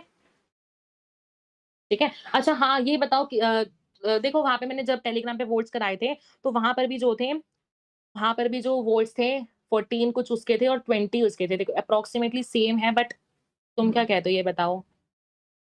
अनीश ह्यूमन हेल्थ ठीक है और इवोल्यूशन और इकोलॉजी वाले यूनिट लास्ट को करते हैं, अभी खत्म कर देते हैं इस पार्ट को, ठीक है? चलो ठीक है, फिर ह्यूमन हेल्थ स्टार्ट करेंगे, ठीक है? ह्यूमन हेल्थ हमारा थर्सडे से स्टार्ट हो जाएगा, ट्यूसडे को पहले ये वाला चैप्टर खत्म करेंगे, थर्सडे से फिर हमारा ह्यूमन हेल्थ हम स्टार्ट करेंगे, ठीक है प्राची? ठीक है? ठीक है, तो पर्सनल मेंटरशिप के बारे में तुम जानते हो, ठीक है? सबसे बेस्ट चीज़ है अगर तुम चाहते हो तो इसको ले सकते हो, ₹4000 इसका प्राइस है, काजल 1 2 3 तुम्हें वहाँ पे कोड लगाना है, ठीक है? बेस्ट चीज़ है, तुम्हें इंडिया में अभी तक कहीं नहीं मिली होगी, तुम ले सकते हो इसको, ठीक है? क्वेश्चन सबने टेलीग्राम पे भेजने हैं, कमेंट सबने करके जाना है, कमेंट्स कमेंट्स में भी एक NEET S in biology I think Harsh ने या रियाज़ ने कुछ किया था, इनका था, बाकी सबके हैशटैग सबके अच्छे थे, मैंने सबके रीड किए थे, ठीक है? ये लिख के चले जाना फिर हैशटैग 316 बायोलॉजी साथ में ये तो हम हमेशा रखेंगे अब, ठीक है? 316 बायोलॉजी सबको लिख के जाना है, कमेंट्स करके जाना है, फीडबैक बता के जाना है, लेक्चर कैसा लगा, ठीक है? सबको, ठीक है? क्वेश्चन सबने भेजने हैं, ठीक है? अच्छा रियाज़ का था, अच्छा अच्छा था रियाज़, हर्ष का भी सबके पढ़े थे मैंने अच्छे थे, ठीक है? चलो तुम लीव कर सकते हो अब। Okay, thank you.